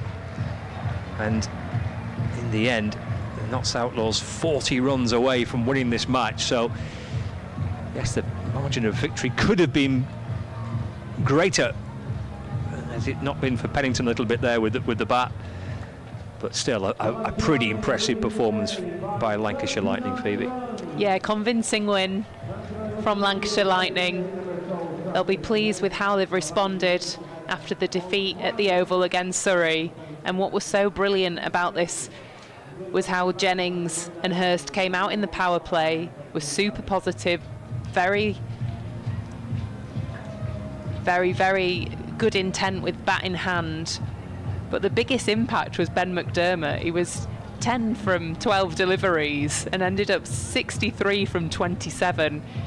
6 fours, 4 sixes, struck at 230, made a real impact. And the score just got out of Notts' reach, going at 10 and over. As soon as it was out of the power play, felt unattainable for them. And we've ended up 40 short And Lancs did brilliant with bat in hand, and I think they scored above par on this wicket, and that's certainly what has won them the game here. Yeah, players just shaking hands. Wasn't a game that in the end bubbled up with too much jeopardy. Lancashire had the game won pretty convincingly with a decent time to go. Even though Pennington had a bit of fun late on with his 37. So back-to-back defeats for the Notts Outlaws, but as we mentioned, there's lots and lots of games still to come in this group campaign. Lancashire now are up and running, their first points on the board, having lost on Friday evening at the Oval. So a good result for Lancashire Lightning. Munsey and Clark actually got Notts off to a pretty decent start with the bat. Just couldn't really find another partnership to back it up. Yeah, they were 60 off the power play, so they were going at the right pace and tempo. They needed a good power play on and scored big. And that was the difference, really. Jennings' innings, Hurst's innings, McDermott's innings. Some brilliant bowling here. Hartley, 3-point innings. Some brilliant bowling here. Hartley, 3.5 overs, 4 for 20. He was the standout bowler for Lancashire. And Singh, who probably didn't think he was going to get ball in hand today, 4 overs, 1 for 27, was brilliant. And the way that Jennings marshalled the troops when we saw Blatherwick off for injury after 1 ball, which we hope that isn't a big dent in his season. It was great how Jennings marshalled the troops. 39-run victory for Lancashire Lightning. 69 for 9, the Notts Outlaws finishing on, in reply to Lancashire's 208 for 4. So victory for Lancashire Lightning. We're back with more live cricket on Friday. Another T20 double-header. Second game being Lancashire Lightning against the Leicestershire Foxes in the men's match. And before that, Lancashire Thunder against Somerset this coming Friday. Some more live cricket to look forward to as well, right across Lancs TV and across the BBC Sport website and app as well. Thanks to Phoebe and to Kate. Hope you've enjoyed the coverage. It's a gorgeous evening on this Bank Holiday Monday here at Old Trafford. Defeat for Thunder earlier, victory for Lightning in the second game. We'll leave you with Lancashire Lightning beating the Notts Outlaws by 39 runs.